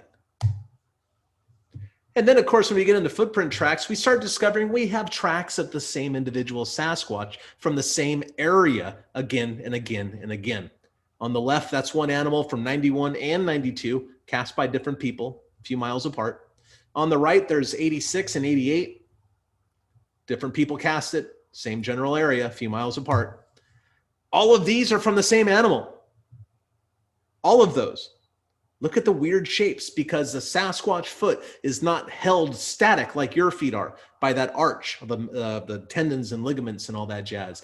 Their feet are almost as bendy and flexible as your hands are. And because of that, we get all these different shaped footprints.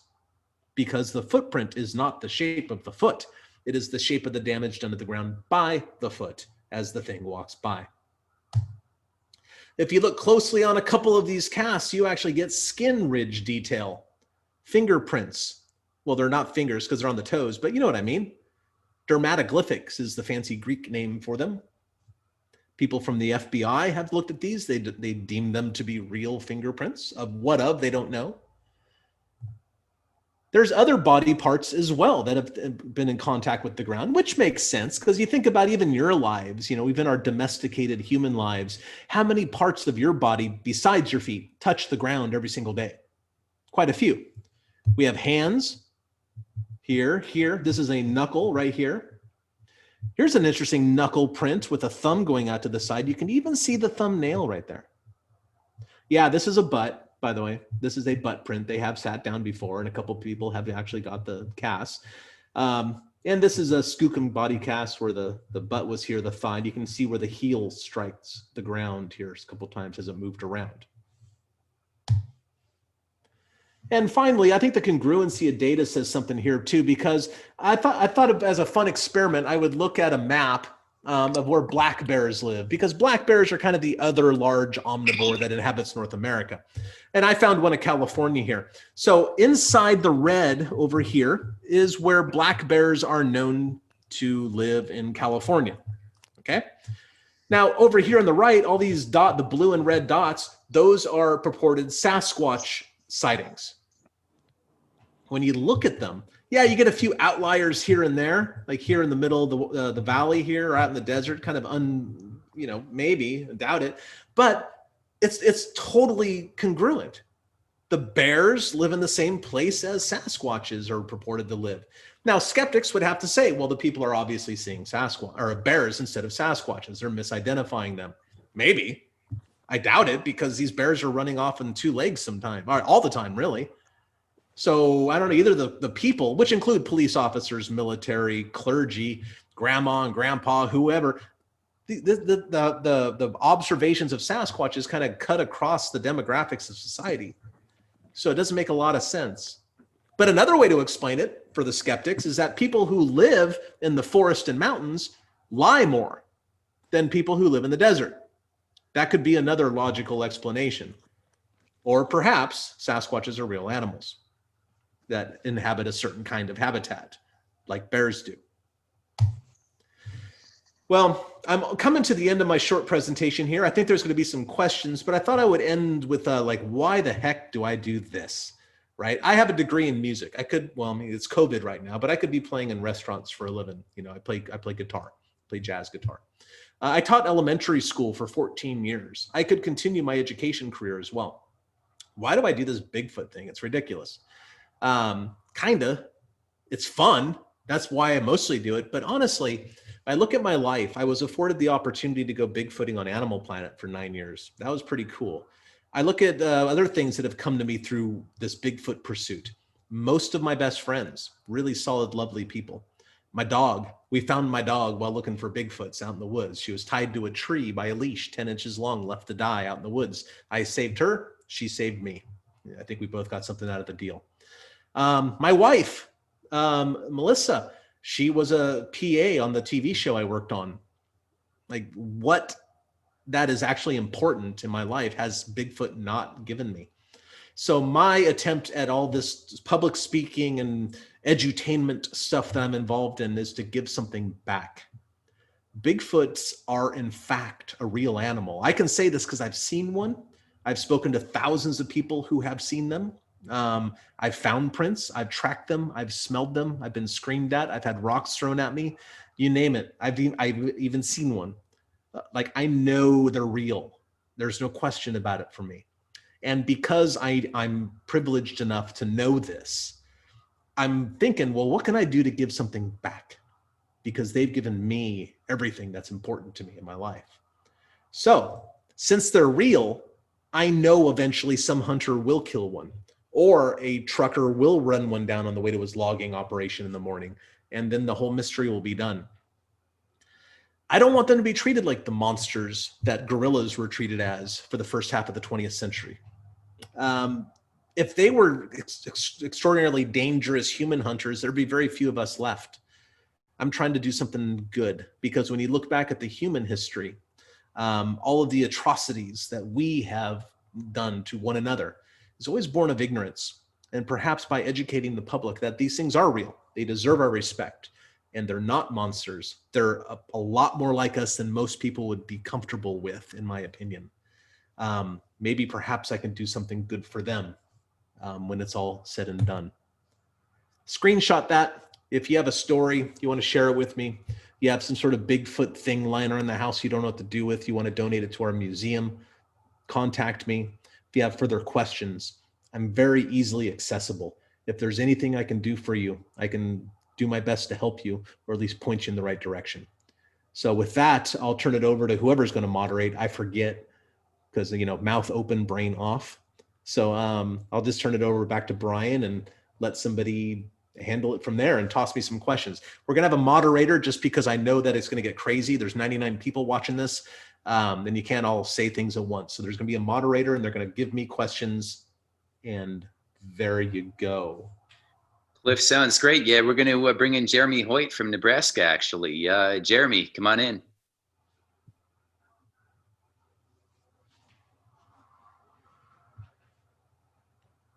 Oh, Jeremy?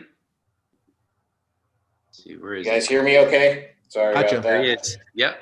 Alaska, right, huh? So Jeremy, where in Alaska? I'm in Nebraska. Oh, my mistake. My entirely different place. I've been to both. Might as well be Alaska, as cold as it is today. I bet. Yeah. Well, thanks for joining us. Yeah, we recorded 94-mile-an-hour winds at the ranger station here today. So. Oh my goodness. Oh my goodness. All right, so let me see. Got some questions coming in here for you, Cliff. Okay. One wants to know, has there ever been any evidence of droppings, offal, anything like that? Yeah, sure. Sure, there have been. I don't because most people don't really know the difference between a bear turd and a Bigfoot turd, you know, like, yeah, but there's certainly been stories of like huge human turds out in the woods that, you know, like gallons worth of it. But I don't look into that, honestly. And here's my reason, because people can find me. Can you imagine the mail I would get if I started like expressing interest in Sasquatch turds? Like I would get, like Dr. Meldrum has told me stories about sopping wet, soggy boxes full of nastiness that arrive on his doorstep. I don't want that in my life. But along those lines, I have two very credible reports of an observation of a Sasquatch basically taking a dump. The first one was from 1967, and it was from the Clackamas River area. This gentleman saw a Bigfoot poop in a river, which I think is interesting because like I used to have an iguana as a pet back in the day, and I know that I had to like poop her once a week or so, or every couple of days by putting her in water. And I always think, you know what? Like I know that when I hear water running, I have to pee. So like maybe that's, maybe that has something to do with it, I don't know.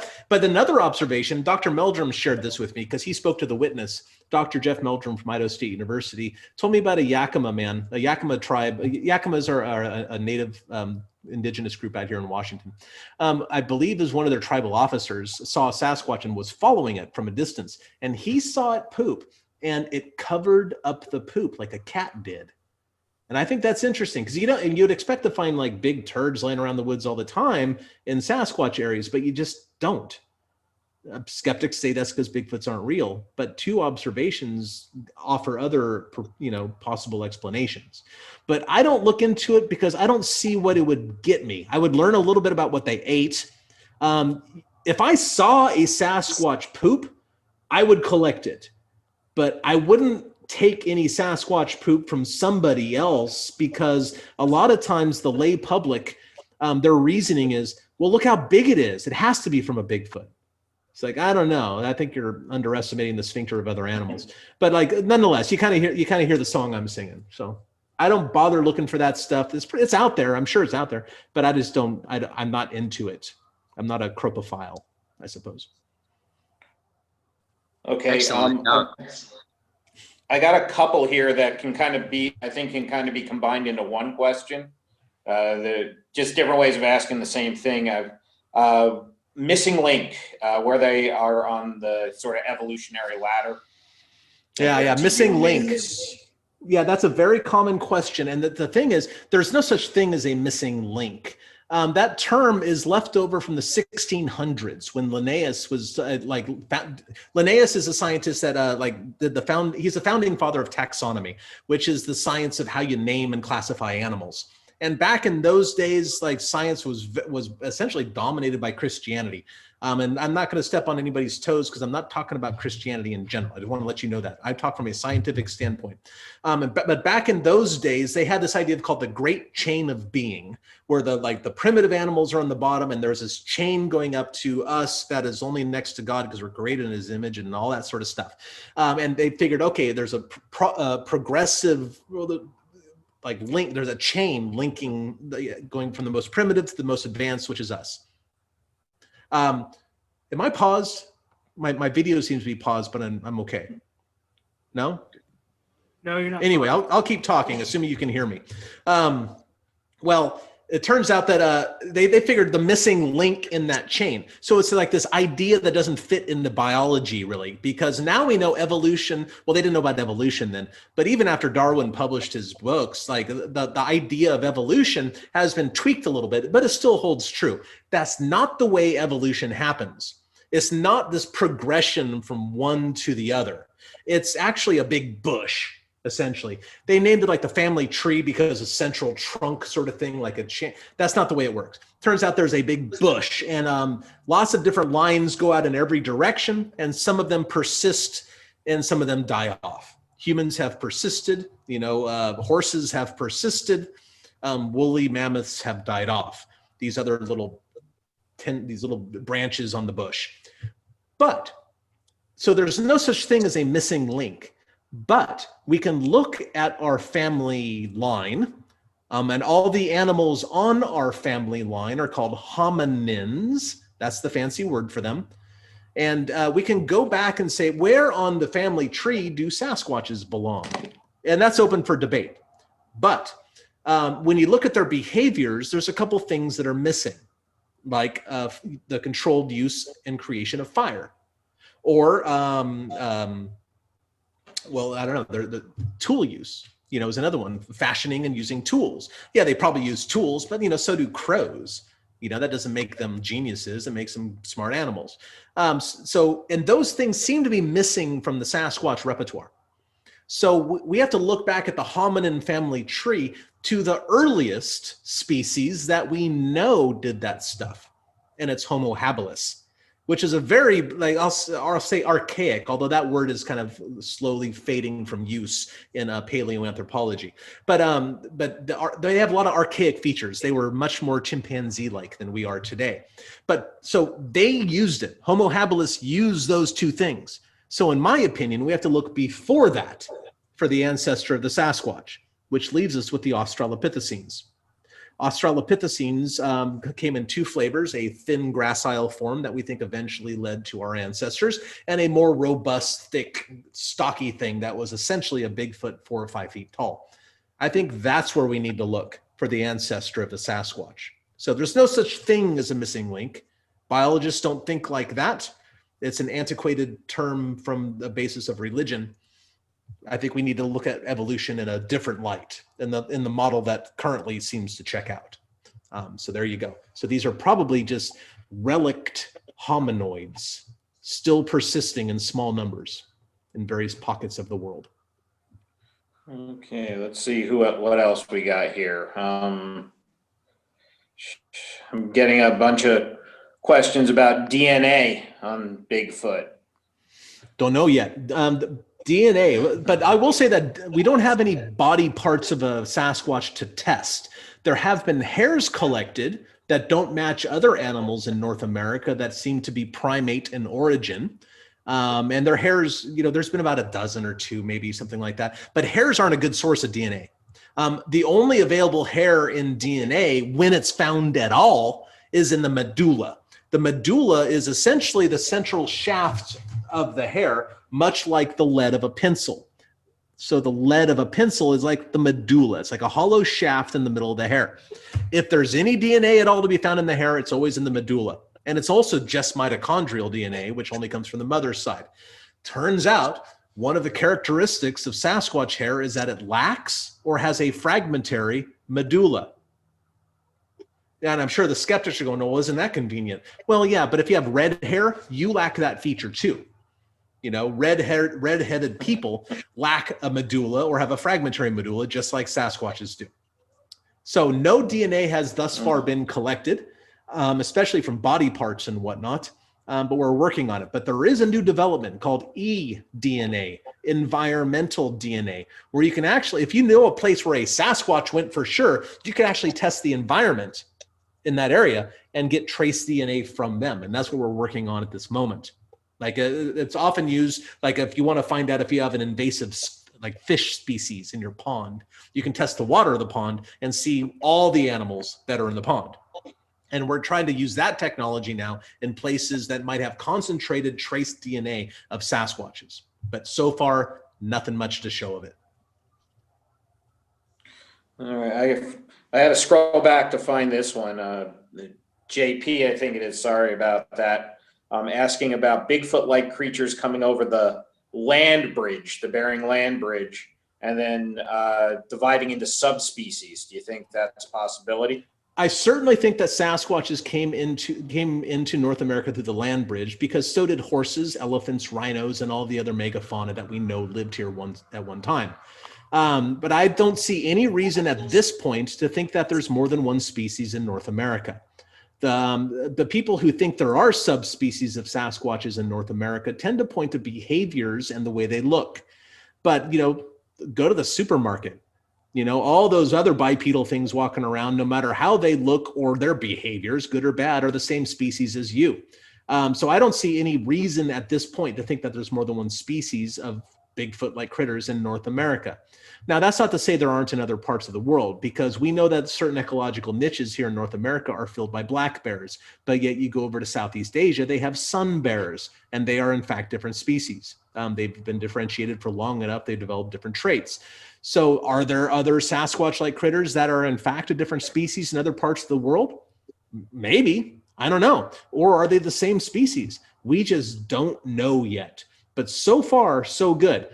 All the footprint tracks here in North America, including handprints, seem to point to the same animal. The morphology is the same. Maybe there's other differences. I could be wrong. I'm very open to being wrong, because I try to be a good scientist.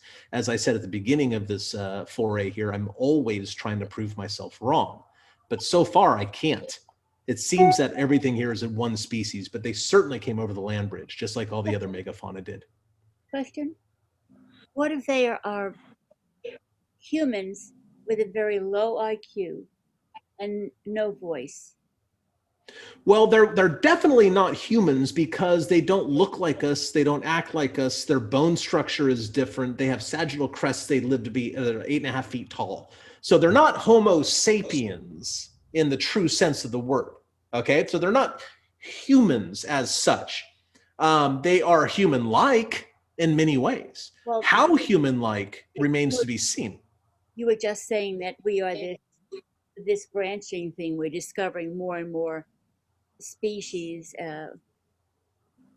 more and more kinds of human beings, and we keep changing the names as we find out more. So I'm just I personally think they're in our family. I think that they are a hominin. I think they're paranthropus. I could be incorrect though. I think that they come from our same lineage if you go back far enough. But paranthropus or Australopithecines, they're not truly human in our same sense of the word either. They're related to us. They have some of the same behaviors. And certainly learning about Sasquatches will teach us a lot about ourselves at the end of the day. But they're not truly, they're not Homo sapiens sapiens, which is our species. What if Go ahead. What if they can't talk? They might be able to talk. There's some very compelling audio recordings from the Sierra Nevada mountains and from the early 70s that have been analyzed by military personnel. And they say, no, there's a language in there. Like if I heard this on the radio when I was on duty, it would be my duty to transcribe it and give it to the intelligences, so they might be speaking to one another. We don't have enough data, but I think I lean that way. I think they probably are speaking to one another, but that doesn't make them human. Whales are talking to each other. I don't know what they're saying either, but they're not human, right? Yeah. Well, see, because go ahead. They're not coming near us, but I guess they're afraid of us. I don't know. I give up. Who can blame them? I'm an introvert too. All right. Yeah. All right, Cliff, I got one here. Evaluating the beddings and nests found in the Olympia forests. Yeah, Olympic National Forest. I've been on site there a number of times. I found footprints there underneath the bedding, which is kind of cool. Like we're collecting the bedding for analysis, and I find a footprint underneath the bedding material. Very interesting stuff. In fact, I have a 40-gallon Home Depot bag in my garage at this very moment full of nothing but bedding material that I have to go through and try to dig out hairs. A new nest site has been discovered last February, about a year ago. But I'm not part of the Olympic project. I'm just a friend of theirs that they bring in every once in a while for help or whatever, or to share their finds with us. I'm not privy to any work that's been done lately on them. I'm not even aware that they've been out there in the area. I know that they were granted a 5-year extension on logging the land, so they're not going to log it for 5 years, but that 5 years is up this year. So we'll have to see what happens with that one. But I have collected 3 handprints and 3 footprints. And then Todd Hale pulled another footprint cast or 2 out of there. And I know that Shane Corson's working on trying to get through some of the hair analysis on that too. So I don't have any updates on that at this particular moment. Okay, I got one. What about Sasquatch's diet? Any ideas on that? Yeah, they've been seen eating a whole lot of stuff. And there's also a strong correlation between where Sasquatch sightings occur and also deer migration routes. I personally think that my hypothesis is that they're following the deer herds more or less. Not only because deer apparently are delicious, they've been seen killing and eating deer. Okay, they've been seen doing it. So we're confident that deer are on the menu. But deer have to be a little hard to catch, I think that they're also probably eating the same things the deer are eating. They've been observed eating deer and elk and frogs and fern stalks and berries and berry leaves and raiding human gardens and rodents. And you just go down the list, man. Anything that's edible out there is on the menu. And especially when you look at their immense size, like just for a moment, let's think about deer and elk. Okay. Elk have very large body cavities and therefore a really extended intestinal tract. They can eat things that deer cannot because deer aren't as big. And that extended intestinal tract gives elk it affords more time as the food moves through the tubes to extract nutrients from. Deer don't have that size, so they actually have to eat highly nutritious green things growing up, which is why deer are always seen in meadows and, power line cuts and railroad ways and the sides of roads, because that's where the sunlight hits the forest floor. And those were the most nutritious, that is where the most nutritious plants live. You know what I mean? That's where you can find the most nutritious plants, and that's where you find the herbivores that are going after them. Elk, on the other hand, can live underneath the forest cover, under the shadows of the trees, and digest plants that eat there because of their intestinal differences. Well, Sasquatches are big animals. Patty, like I said, she's only 6.5 feet tall, the animal from the Patterson-Gimlin film. But she's, like 32-inch shoulders and probably 30 inches from front to back. That's a big gut section. It's entirely possible that Sasquatches can extract nutrients out of very, very low nutritional foods. But they've been seen eating just about anything you can imagine, any type of animal out there. In fact, I know several witnesses who have Sasquatches sometimes on their properties. They own a big property out in the woods, and one woman told me, this woman's on the Kitsap Peninsula up in Washington. She told me that you could always tell when the Bigfoots are around because all the possums, raccoons, and skunks disappear. Huh. Isn't that interesting? Yeah, I think that anything that moves is on the menu for a Bigfoot. They do not have a very discriminating taste. All right, I think I got 3 more here, Cliff. Take your time, man. I got nothing. Unless somebody sends me something else, I think that's it. Somebody's asking about being able to identify the Bauman site or the Roosevelt encounters regarding Bigfoot. Any possibility? Not enough information. There's just not enough information. I think that if I remember right, he tells the approximate area that they're in, the pass or the river. I'd have to go back and double check. I only have so much RAM, I'd have to go back and check the book, but I don't think it's possible to identify the location, unfortunately. Cliff, I'm on right now. Hi, Mark, how you doing, my friend? Hey, brother. Hey, good. That question was for me. I was just okay. Well, that's up to you, man. You're the guy who found the Ape Canyon site. That's up to you. Yeah, whatever. That was the question for you in case you had any intel, as well as a question for Brian. And Brian sent me some intel. That was the question for me in case you had anything. I'm going to say. Well, I miss you, my friend. It'd be good to see you again. So. Yeah, okay. Thanks, Mark. I'll go find it. Okay.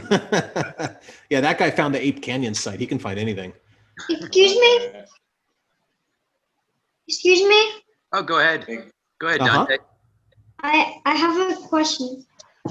Is there have you seen a Sasquatch and you think that one time was special to you, or you were just by yourself?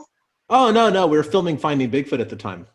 Yeah, people. That's what's so aggravating for me. People that you find them yet? I said, well, yeah. The only one I've ever seen is when we were filming the show. Yeah.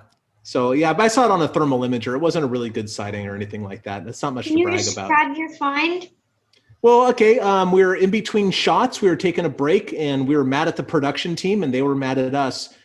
So they were over wondering, what are we going to do with these jerks? And we were wondering the same thing about them. And basically, at one point, Matt Moneymaker saw something on the hill. So he like in the beginning of the show where you hear him say, "There's something on the hill." He's talking about the Bigfoot that I saw. And we didn't get it on camera. I wish we did. We weren't prepared for it. We were on break. But it was 2:30 in the morning, and it was either a human or a Sasquatch standing on the opposite hillside about 70 yards away. And it was one color head to toe, which is important because I saw it through a thermal imager, not with my own eyes. And the thermal imager detects heat. So if you're wearing clothing, you should be able to see clothing differentiation in temperatures, right? And it was very cold. It was in the 20s or 30s, I think, that night, if I remember right. And so they would have been wearing a puffy jacket or something, but yet this thing was one color head to toe. And then at one point, Matt was yelling at it because he thought it was somebody spying on us. It doesn't make much sense to me. It started walking away. It walked very strangely. I watched it walk for about 5 or 8 seconds. Very peculiar gait. Matt tried to chase it off because, again, he thought it was a person. But a person doesn't make a lot of sense because we were 2 miles off trail, and Matt never even got close to the thing. despite the fact that Matt had night vision in one eye and a thermal imager in the other. And then it just quickly navigated the wooded hillside that it was on without a light at 2 o'clock in the morning, and quickly outpaced all of us. And then about 45 minutes later, we got a big vocalization, like a off the same hillside. So I'm inclined to think that it was a Sasquatch. I could be wrong. I'm very open to being wrong, as you know, but I'm inclined to think it was a Bigfoot. Maybe it was a person who was literally just yelling because you noticed it. Maybe. But I don't have there know. been any sightings of Long Island Sasquatches? Long Island, not so much. I've heard one or two things, but I'm not sure if I totally believe it or not. Because, if a Bigfoot's in the area, you're going to get more than one sighting about it. You're going to get a bunch of sightings within a general area. But Long Island in particular seems pretty well developed at this point. Like there's a lot of people there and a lot of cement and stuff. It's not the kind of place that I'd want to hang out if I was a Bigfoot. Even if you're not a Bigfoot. Yeah, maybe it's not my kind of place anyway. I don't know. I've never been though, to be fair. So I'm sure it's lovely. Okay. Let's see. What was the other one? Hey, Cliff. I think you kind of answered this one about your scariest Bigfoot encounter. Oh, I don't know. I mean, when I go Bigfooting alone a lot, and sometimes when they're around and you're hearing knocks from both sides of camp or something, you kind of wonder like, what the hell am I doing here? Like that kind of stuff. But for the most part, I'm out there for a reason, and I don't mind so much when they're around. The scariest stuff that's ever happened to me while Bigfooting has always been my mistakes. Finding myself 3.5 miles upstream at dark, without a flashlight. Just like I got carried away and I was being young and foolish. So a 3.5 mile walk through a river wearing shorts and river sandals and a t-shirt with no light through Bigfoot country, it can be a little hair raising. But, it's always been my stupidity that got me in trouble, never the Bigfoots. Let me see if I can't combine a bunch of these here. People are asking about habitat, particularly in the Northeast, Connecticut, New York, Vermont. Yeah, great stuff. Habitat, find where bears are. Bears and mountain lions, and that's where Bigfoots are. I've gone Bigfooting through all those states. Maine has a ton of stuff, but Connecticut, little less because a lot of people live there. It's a lovely state and there's a lot of viable habitat. Just there's so many people there, Even Rhode Island, there's a swamp in the middle. Is it green swamp or big swamp or something like that has Bigfoot reports out of it. Massachusetts, there's a great group out in Massachusetts called Squatchachusetts, run by a good friend of mine named John Wilk. He gets Bigfoot reports rather routinely from the same areas. Those are the same areas where the bears live. So if you're looking for Sasquatches, look for the bears, because if bears are there, there's probably 100 times more bears than there are Bigfoots in the world. So if you can find some bears, maybe that's an area that Sasquatches go through as well, because they're going for the same resources: food, water, cover. That's it. I have another thing to say. Oh, Dante, go ahead if you like. One more. I was wondering, I was just thinking, I thought, unless someone's thinking of how many Sasquatches people have actually caught, which is 0, why would they even be pretending? Like, what if someone actually thinks they're a Sasquatch and actually shoots them? Well, if somebody shot a Sasquatch, the mystery would be over and they'd be a proven species. So that's the good news. The bad news is that you just shot a Sasquatch and most likely one bullet isn't going to bring it down. You hope you reload. No, he's saying, why would people pretend to be Bigfoot? Why do hoaxers do things like that? Right. Basically, why do people pretend? There's a few reasons. The most common reason by far is mental illness. Like the desperate need for attention, and it's kind of the same reason that people act out in class. I was an elementary school teacher for 14 years. I know your kind, right? So like when the kids in class act out, like when a substitute's there, they're doing it for attention, right? So it's the same reason with adults, because adults are basically big kids that have jobs, but other than that, they're kids. And so some people want the attention. Some people want money. Some people want to hurt other people. And that's where the mental illness comes in. And I think it's about not really caring about what other people do or think or whatever. They just want to play jokes. And some people just have a really weird sense of humor. So there's a lot of reasons why people hoax, but they don't understand that I often wonder this. After Bigfoot is proven to be a real animal, are people still going to dress up in monkey suits and run across the road? I mean, maybe, do people dress up as deer and run across the road now? Do people hey, let's get that bear suit out and go run across the road? It's just, to me, it's the same logic. They're just perfectly normal animals. Why would you go do that? I don't know. It doesn't make sense to me, but I'm a simple man. Thanks. You're welcome. Hey, Cliff. Hi, Cliff. I'd say yes, but yeah, sure. Yeah. Whoever. I can't see you, but I believe I'm you. sorry.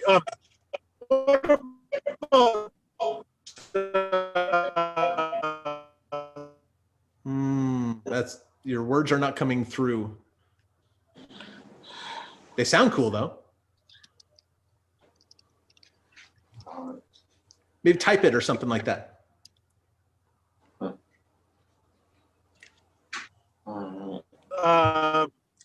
Orb sightings, strange light on the same sightings as Bigfoot. Oh, orbs. I'm sorry, orbs and lights. Yeah, you know what? I don't think that orbs have anything to do with Sasquatches, except that they're sometimes seen in the same areas. But here's the thing. But from the human perspective, somebody goes to a spot looking for Bigfoot and they see weird lights in the woods. They're going to equate the two. But there's no reason, to my knowledge, there's certainly no evidence, to my knowledge, that they're related in any way, except that they're sometimes seen in the same habitat. But now the world is a weird place, man. It's really, really peculiar. It's not only weirder than you think, it's actually weirder than you can think. You can't conceive how weird the universe is. We aren't equipped. Evolution has not brought us there yet. So because of that, we tend to explain one unknown phenomenon with another. And I don't think that gets us very far. I'm an evidence-based researcher. I stick with the evidence, and the evidence in this case points to a perfectly normal animal. A lot of people disagree. They say that these things are UFO related. They say that they're interdimensional. They say all sorts of stuff. But my thing is that if they are UFO riding interdimensional shape-shifting whatevers, why are they eating roadkill? Why are they digging through trash cans and stuff to get food? Can't they do better? I don't know. That's just my gut feeling. I'm following the evidence at this point, and the evidence points to a perfectly normal animal.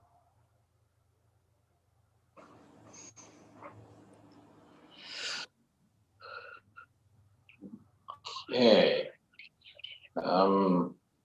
Somebody asked, has sexual dimorphism been reported in Bigfoots like gorillas and orangutans?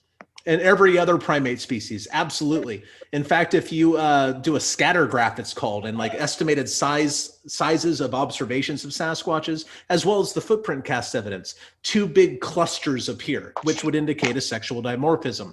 For those people who don't know what sexual dimorphism is, it basically means that boys and girls have different anatomy, like size. And we know that in primates, the males are bigger than females. So, and the same thing can be observed in Sasquatches.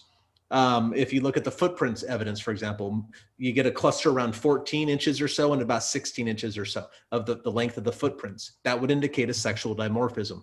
So absolutely, just like every other perfectly normal species of animal, especially primates in this case, yeah, there are sexually dimorphic traits. All right. And what are your thoughts about infrasound? Infrasound, I think, is a legitimate avenue of inquiry for Sasquatches. In fact, a lot of large animals use infrasound. But oddly enough, to this date, there has never been a survey of North American animals that use infrasound. We know that giraffes use it. We know that alligators use them. We know that elephants use infrasound to communicate over vast distances. That's part of the reason they have such big ears, and also part of the reason they have such big feet. They can actually feel the vibrations in the ground, and they can hear and understand what the other elephants are trying to communicate up to 5 to 7 miles away. But I think infrasound would go a long ways towards explaining a lot of the strange things that occur around Sasquatches, like somebody feeling that they're being watched before they observe a Sasquatch. Dr. Grover Krantz suggested it might be pheromones. I think infrasound is another area that needs to be explored. Turns out that the Navy was doing experiments with infrasound as non-lethal crowd control. And what they found through their experiments was a lot of the same results that are reported in Sasquatch sightings. Like a feeling of being watched, dizziness, confusion, falling asleep quickly. All these sort of things have been reported before, and all of them could have something to do with infrasound. So I think that's a very legitimate avenue of study. But the hard part is, how do you record infrasound? It's hard enough to say a Sasquatch made that noise, but like there's all sorts of infrasonic sources of sounds in the woods, everything from plate tectonics to volcanism to waves in the distance to trains going by 10 miles away. So how do you weed it out? That's the thing. And that's I guess the experiment that needs to be done.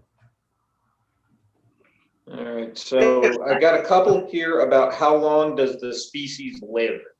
All ape species, including humans, live to be about 40, 50 or so years in the wild. In the wild. Now, I'm 50 now. I should be dead, but I'm not yet. Medicine, right? Medicine and culture keep our species alive a little bit longer.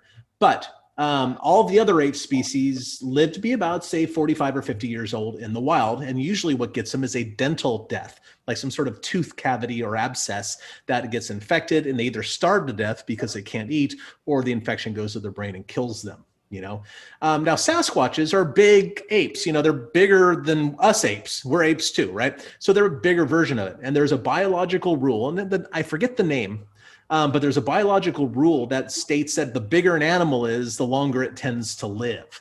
That may not be true with dog breeds, but it's true in cetaceans, for example. The big whales live longer than the dolphins do, So Sasquatches might add a few years onto that 50-year range.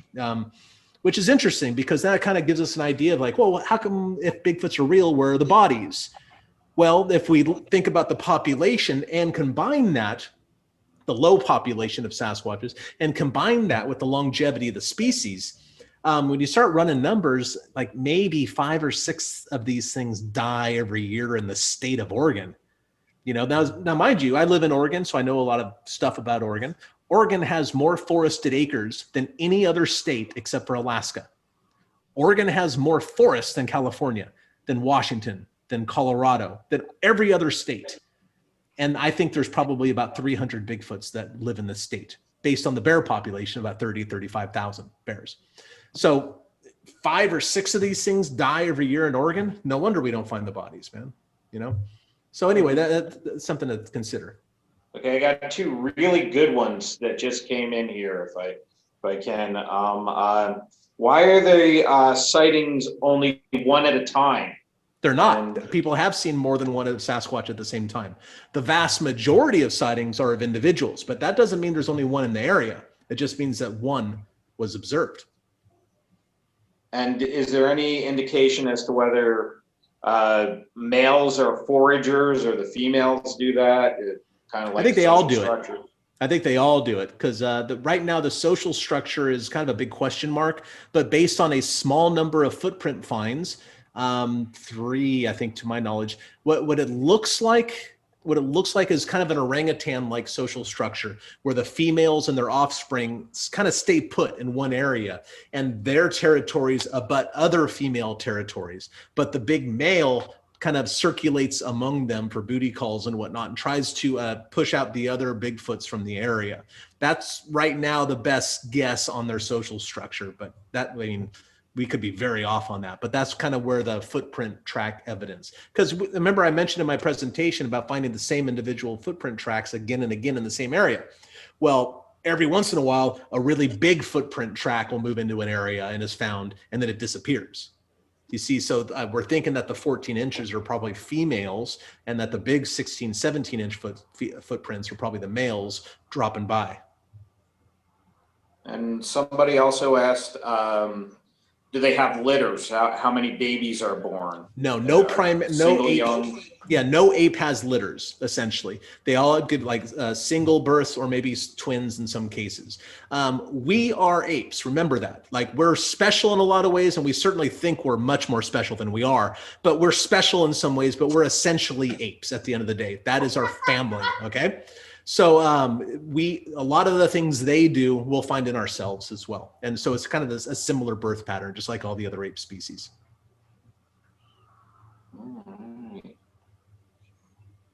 I think I got everybody's question in here. I wanted to ask a question, if you don't mind. I was going to ask Cliff. I'm from Guatemala, and over there I heard about the Sisimite before. Sisimite is right. Yeah. Yeah. I had not heard about Sasquatch until I was like in my 20s, but I always heard about the Sisimite because there's rivers, mountains, and you name it.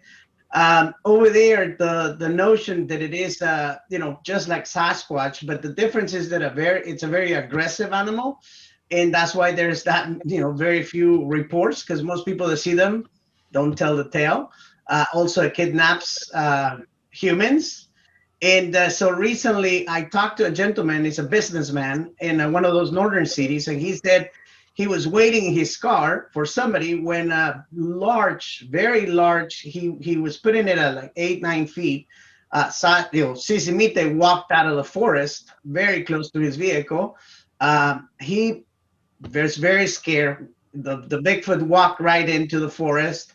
And he says ever since, neither him nor his family ever go out at night because they live in that town. And so his concern was how dangerous it is and should they be concerned. I really haven't been able to find that much documentation about it besides, all of the like stories that I heard growing up. So question really quick, do you know if they're more aggressive or it's just tails? And where can I find more info about it? The Sisimite is really hard to find information on. I know about it because I'm interested in the Bigfoot thing. And I've also heard of sighting reports in Nicaragua, in Belize. They call them duendes. I think they've probably seen small ones because, duende means, dwarf in Spanish. So I think, but it makes sense to me because there are Sasquatch-like, sightings from South America, and they had to get to South America somehow, right? So down there in Brazil, they're called Mapinguaris. And of course, down in Chile and places like that, they also have a wild man sightings, and it's just not very well documented. And that's the thing. The reason we know about Bigfoot and Sasquatch and all that sort of stuff is because the people who wrote about them in the 1950s and 1960s, but nobody to this day has really done a good job collecting the stories from Guatemala or Central America in general. I think it would be fascinating to do. My friend Bobo, who was on the show with me, oddly enough, he used to go surfing down in Nicaragua all the time, and he would hear stories of these things. But the local people said they were much more common before the Civil Wars happened. And they were never common, don't get me wrong, but they were seen more. They haven't really been appearing very much since then. But I'm wide open to the Sisimite, and I'm really thankful you brought that up because, like black bears, do they have black bears in Guatemala? They do, yeah. They do. I'm not a bit surprised. Yeah, all the way down into Mexico. Like the other large mammals in North America, Sasquatches seem to have a continent-wide distribution, just like all the other animals. Nothing special. But are Sisimites more aggressive? I can't speak to that because I've read so few stories. But Bigfoot in general, Sasquatches in general, I wouldn't say that they're overtly dangerous and out to get us, because I think if they were, there'd be very few of us left. But they are large, wild animals. Whatever they are, human-like or not, they're big and they're wild and they don't want much to do with us. And that's enough reason to say that they're potentially dangerous, but maybe not habitually dangerous. Yeah. Don't mess with them. The Bauman story, they shot at the thing. Ape Canyon story, they shot at the thing and then retaliated. Well, there's a lesson for you. Don't shoot at a Bigfoot and you're probably fine, Exactly. Yeah, the guy I talked to, he said that they are seeing a female and two little ones around the city very often. so elusive, nobody can take pictures. The Well, same if you know this gentleman, if you know this gentleman, ask him to go put plaster inside of a footprint, because to my knowledge, that has never been done in Central America, and that would be very interesting. I'm easy to find. If you this actually happens, contact me through my website or the museum website and let me know what happens. I'd love to work with you on something like that. All right, will do. Thanks. Thank you.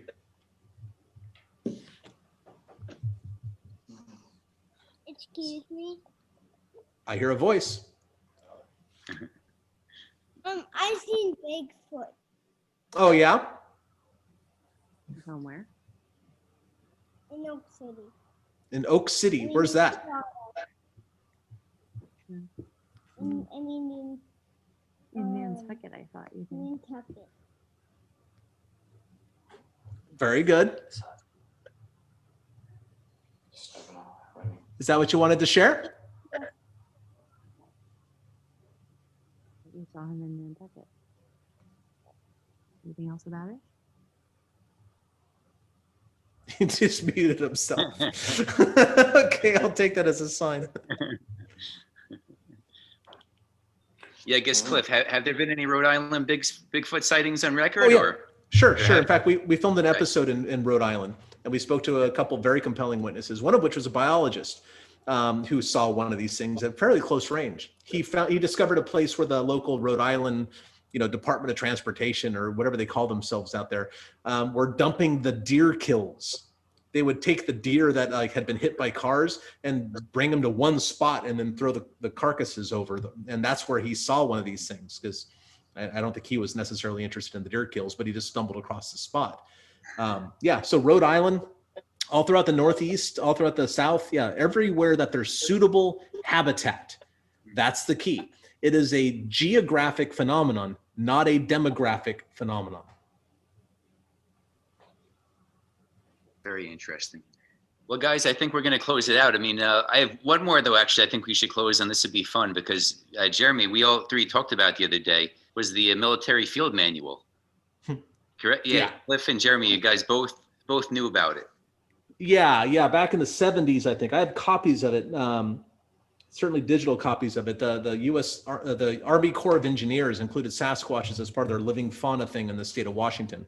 These giant, beautiful, like 3 foot by 2.5 foot maps. And they have all these pictures of all the animals that live in Washington. And of course they included Sasquatches in that, which I think is interesting. Yeah, because I think that the government is probably more or less aware that they're real, that they exist. They just don't want to deal with it because of the money issues and the hassle. I mean, look what the spotted owl and the snail darter fish, look what happened to the economies when those animals were found to be important. Like, hey, we need old growth because this little owl about this big, and everybody flipped out because it shut down the economy of the Pacific Northwest for a while. The logging still really hasn't recovered. Well, an owl this big or an 8.5 foot tall man-like human thing that's our closest relative walking the planet, it would probably do a number on some of the economy. And of course, politicians being what they are, they kind of worship the god of money.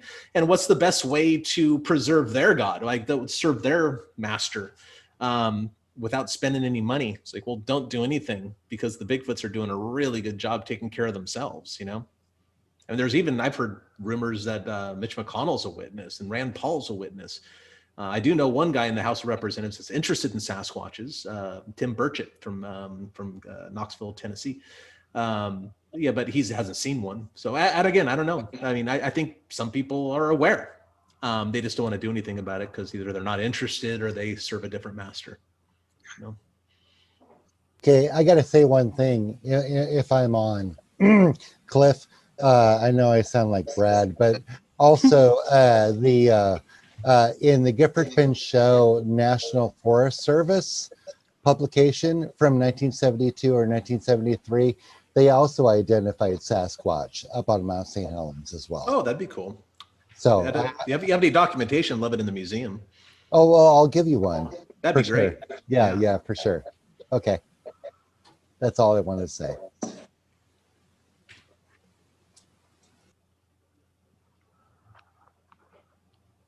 See, all right, any more questions? Or are we going to close that out for the evening? All right, terrific. It looks like we're we're done for the night. And boy, I just want to say thank you again for everybody coming out. And thank you so much for all the passionate questions and interest. And, Cliff and Jeremy and everybody, just thank you guys. It was a pleasure. Thanks for having me on, Brian. I really appreciate it. Oh, Cliff, thank Glad you. to do it. Yeah. Jeremy, thank you. Yeah, thanks for having me.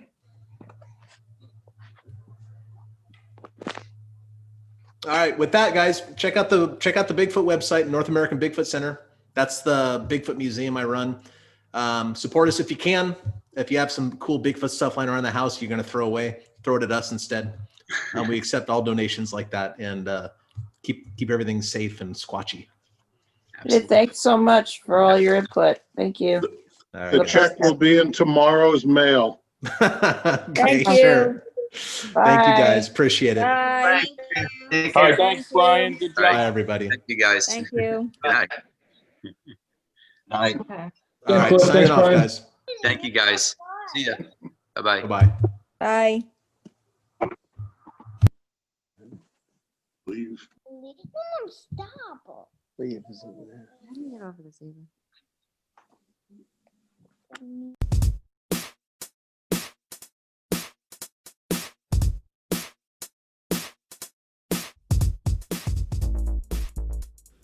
And that's all I have for you today.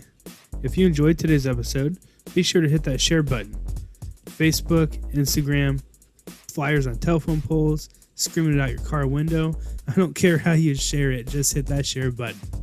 So before I let you go, remember, love each other, love yourself, be kind, be safe, and until next time.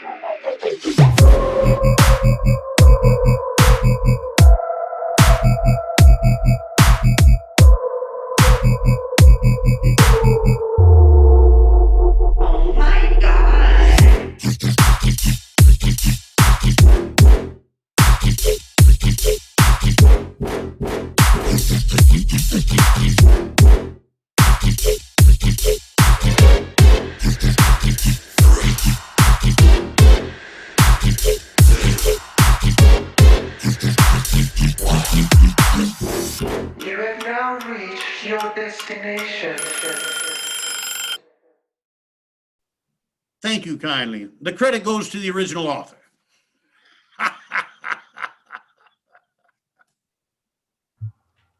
Okay, Brian, is it my turn? Give me a thumbs up. All right, it is my turn. Hence the awkward pause. That's how I try to get into any conversation. I try to do it awkwardly. And I succeed the vast majority of the time because I'm natural at it.